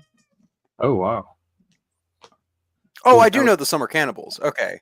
That you were mentioning a bunch of bands, and I was like, do I know any of them? And I do know. I have heard. Oh, if you don't know of Montreal, you should learn them and Pixies. Oh yeah, like Of Montreal would be right up your alley, man. Yeah, for real. Yeah. If you don't know of Montreal, you definitely just probably start with Hissing Fauna or maybe Sunlandic Twins. I would do Hissing Fauna and then move backwards and forwards. Hissing Fauna is the album. It is the album. Although if you want to find a more recent one, after that, I'd say You Are Fun's pretty good too. It's their best, most recent. I didn't like that one. There's like 2 or 3 songs on it that I ever listened to. I liked the one that only had the 4 songs that had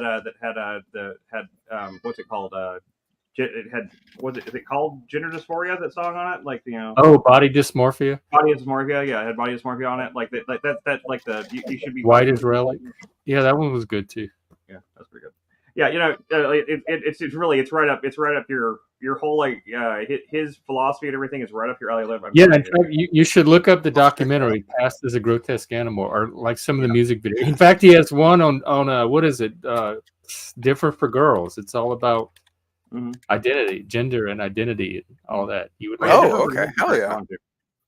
No, I'm seriously. He's very pro queer. He dresses in female clothing for his live shows and everything. Just to gender bend. He's straight. Yeah, people. When he started doing it a lot, though, people thought he was coming out as trans, and that it didn't. I even thought he was maybe gay or bi at some point, but no, he just turns out he's straight. art. For him, it's art. It's just to like push the envelope and fuck with people. It's more like the Bowie thing, but the way he does it, he's like tuned into the modern like trends, and that's one of them. So he one of the outfits he wore when we saw him. One of the many he's changed out. He did the outfit change like Beyonce does. He did an outfit change. Oh hell yeah! But one of the outfits changes he changed into, he just had like this sloppy, like big, like Mickey Mouse sweater, and like he looked like a suburban mom from the 70s. And then and then the next was like we had people with like these monster outfits, and they were all dancing like these crazy like psychedelic type shit. I mean, like it's he's very ADHD too, and yes, neurodivergent. It shows. Well, I mean, I'm gonna be real. I think. Not that I think it's a requirement, but I do think that there is a disproportionate amount of neurodivergent artists. Yeah, probably so. Especially really, maybe not in the mainstream pop area, but yeah, there's a few. I would honestly even say even in like mainstream stuff, because even like mainstream artists are still usually to a certain degree artists like of themselves. Like take a look at Taylor Swift, right? Taylor Swift is very mainstream. However, it's undeniable that she began her career as an actual artist, even if her current art is much more collaborative, and that's fine. But I think she's an artist. I'm not. Yeah, I'm no, not she is. But I have respect for her. I do. Yeah.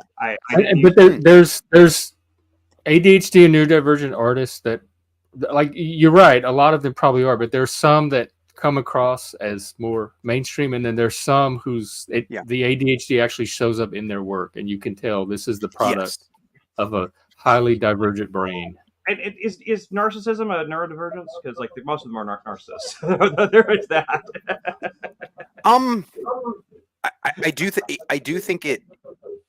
I think like it is as like as far as like what it is like as a category. I don't know if I don't know. I'm assuming that it is, because I do think the word neurodivergence does just broadly mean not neurotypical. So right. I do think that. On the other hand, though, I think that stop trying to put your hand in it. I do think on the other hand, there's something weird about, like, especially with film directors and writers and musical artists, where like them being narcissists sometimes is kind of what makes them great. It's like Hitchcock. It's very fucked up. I really do have to go though. Right. So we'll be back in a few hours anyway. So catch us this evening, and have a good Friday and weekend and whatever, and we'll see you at some point soon. Be well. Take care, folks. Bye.